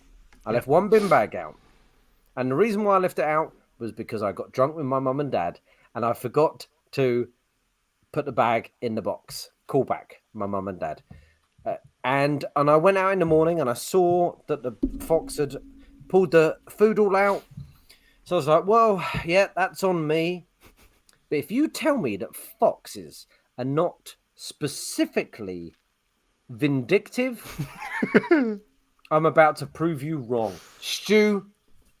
Oh, God, that's... No. Don't show the corpse. Don't show the dying bird again. Okay, so here we are. Oh, look at the scene. Carnage. Absolute carnage. He's raffled through there. He's found the plastics that should be in the recycling. He's found little pasta pots and plastic things. And let's examine. Yeah, it's the bin bag on my lovely. I paid a lot for this decking. That's a composite. And he's ripped stuff around. He's gone, well, I can't find much food, but I know what I'll do. I'll shit on his doorstep. On his doorstep. Why is it there, Stu? I know. I'm asking the same question. Why is it there when it could be in there? No, that door was closed, Stu. He couldn't have come in. Oh, okay. Oh, fine. Fair point. Into my wife's sandal. No, I assumed it was yours. That would have been ace. Look at that. They shit on things on purpose. I told you when he shat on a brick once, and now he's... That's just a close-up. And now, look at it. He's done it on 2 things as well, so he's moved. Imagine how hard it is to shit on 2 separate objects. The house and the doormat. I'm going to go and shit on his doormat. You reckon? What? What are you going to do? Doormat and house. Mm-hmm. What a little fox. I don't know, but perhaps you were terrified. But did you see it in the garden and kind of look up and think fox, and that gave him a little nervy tummy? I don't know. Or was this overnight overnight dirty protest? I went to bed happy. I woke up happy. I walked into the kitchen. I went fucking stir crazy. Yeah, bloody foxes. That's what they do. They do things like this. They shit on things that they know you care about. And I've got to clean it up. I've got to get the Dettol wipes out. I've got to boil a kettle. I had to throw that mat away. Why? Just chuck it in the washing machine. Chuck it in the Do you want to wash a shit covered mat, Stu? Well, you'd take the majority of the remnants off. You'd scoop a bit of toilet paper. That mat must have cost about £5. Oh, okay. For £5, I'm expendable. Not gonna. Yeah, I'd rather have no mat. But there you go. So anyone out there who thought that I was being, nasty to foxes, look what they do to me.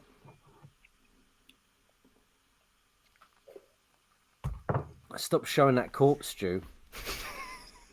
Is he dead? Can you hear him? If he's not dead, go save him. I think we're good. I think he's gone. When you say he's good, when you say we're good, you mean he's dead? Yeah. My conscience is clear now. I can poop in peace without him just staring and... Have you not been able to shit? Judging. It's like that dying bird. You're standing there having a wee and you kind of just... looking up. Still watching. And he's going, Still watching. Help me, and you're going. Stop it. La la la la la la la la la la. As I'm pissing, yeah. So. Oh my god. It's terrible. Lovely terrible Lovely comments in the comment section there.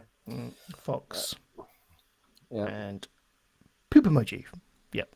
Fox. Excellent. There we go. That was the Renaissance Men podcast for the 13th of May 2022. I have been your host, Stuart Garrard. Jimmy, thank you for joining me. Please do give us a like and subscribe. It all helps the algorithms, helps people like you find content like this. Until next week. All that's really left me to say. Before we go, let's just take a run through of those in the chat who've joined us. I always forget. My apologies. Thank you to Alex Turner, Colin Doolan. Who else have we had? We have had Mr. Seddon. Welcome, Seddon. Holly, as always. John Simmons. Carl Meyer. Rock. Who else we had? Roggy. Best friend of the show. Best friend of the show. Sorry, Roggy. And I think that's it. Thank you one and all for joining us. Until next week. Jimmy, thank you for joining me. Please take care. And goodbye.